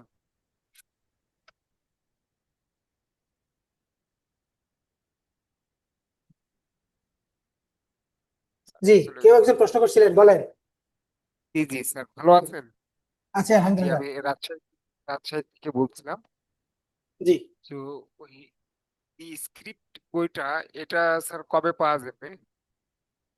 স্ক্রিপ্ট আসবে 6 তারিখে। ও, তা আমরা তো স্যার অনলাইনে রাজশাহী, তাহলে হ্যাঁ হ্যাঁ, কিভাবে পাবো রাজশাহীতে, এটা আমরা? সারা দেশে পাবেন, এটা তো কুর বই। এটা কোনো আসলে বাজারে বিক্রির জন্য লাভের আশায় একটা গাইড বই বের করছে এই টাইপের কিছু না। এটা একটা অ্যাসেট, জি, এটা একেবারে অনেক গুরুত্বপূর্ণ একটা জিনিস। এটা যারা ইংরেজির জি, শিক্ষক তাদের আরো বেশি দরকার। তো অবশ্যই বিভাগীয় শহরগুলোতে পাবেন। আর দ্রুত পেতে চাইলে অনলাইনে এগুলো আমরা গ্রুপে দিব সবাইকে। জি, জি, জি, থ্যাংক ইউ স্যার। ওকে, ভালো থাকবেন। জি, আসসালামু আলাইকুম। জি, জি, আসসালামু আলাইকুম।